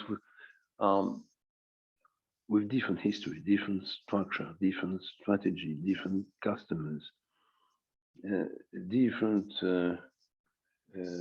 invested in different regions. But anyway, at the end it worked. It has, but we have steps, difficult steps to go through. And the state had to be the key point to stabilize the different steps of the deal. Probably it will not be done, if the French state was not there. No? And we went through the detail of the operation that you understand. But probably the most interesting point is, in terms of M&A, is what we show at the end: partial merger, officially two retail structure, one structure for the non-retail activities, but inside the two independent retail structure, in fact, behind the wall, partial merger, in order to catch what you can catch in terms of synergies, in terms of economies of scale, in terms of reduction of cost, in terms of productivity. That's what we have seen. So that's what I wanted to show you on the banking sector. And this is a long presentation, I know, but banks are very important for all of you, I think, and particularly for those working in the banking system. Next, we will move to some other topics. And, we have so many that we have to choose, make a choice. And several of them. First, I think that particularly today, the situation we live, we have to consider one case in the pharmaceutical biotechnology sector. And I choose the one company some knowledge on, and I've been working sometimes as a consultant for them. It is Sanofi, and Sanofi is known in Vietnam. And their largest operation was on Aventis. I will explain Aventis in details and show you what's happened after and what are the difference in terms of strategy and concentration policy, acquisition, mergers. Now, if you compare what's happened with Aventis, we try to find some good and general ideas, good practice and warnings also to do that in that kind of sector. And the second element is on another economic sector, which is, in the middle, of the crisis, which is the airlines. We show you some elements on that, and elements of three cases I have good knowledge on, which are the AIG, Air France KLM, which is a partner of Vietnam Airlines in SkyTeam Flying Blue, and they can discuss about that. and last Lufthansa, which is the largest and probably best managed traditional company in Europe. It is also a great opportunity to try to say a few words on alliances. Vietnam Airlines is a member of alliances with Air France and with some of American companies like Delta, and a large number of other companies, about 16 or 17 right now. And we know that alliances is a kind of, we don't know if it is a merger or it is an acquisition or it is something else.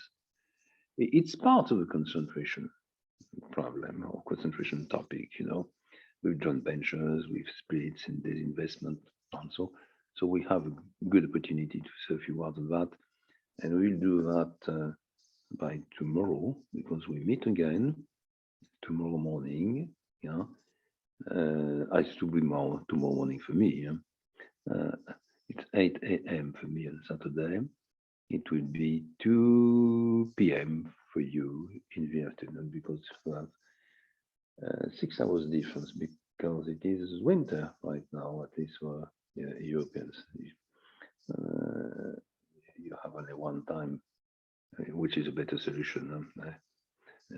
Don't try to modify your time twice. Yeah, it's rather complex. So, as I wanted to say, good night, sleep well, and we meet again, you know, in a few hours, you know, early in the afternoon for you, early in the morning for me. Goodbye. Thank you, Professor. Thank you, Professor. Goodbye. Thank you. Goodbye, you. Professor. Good night. Good night, Professor. Goodbye, Professor. Good night.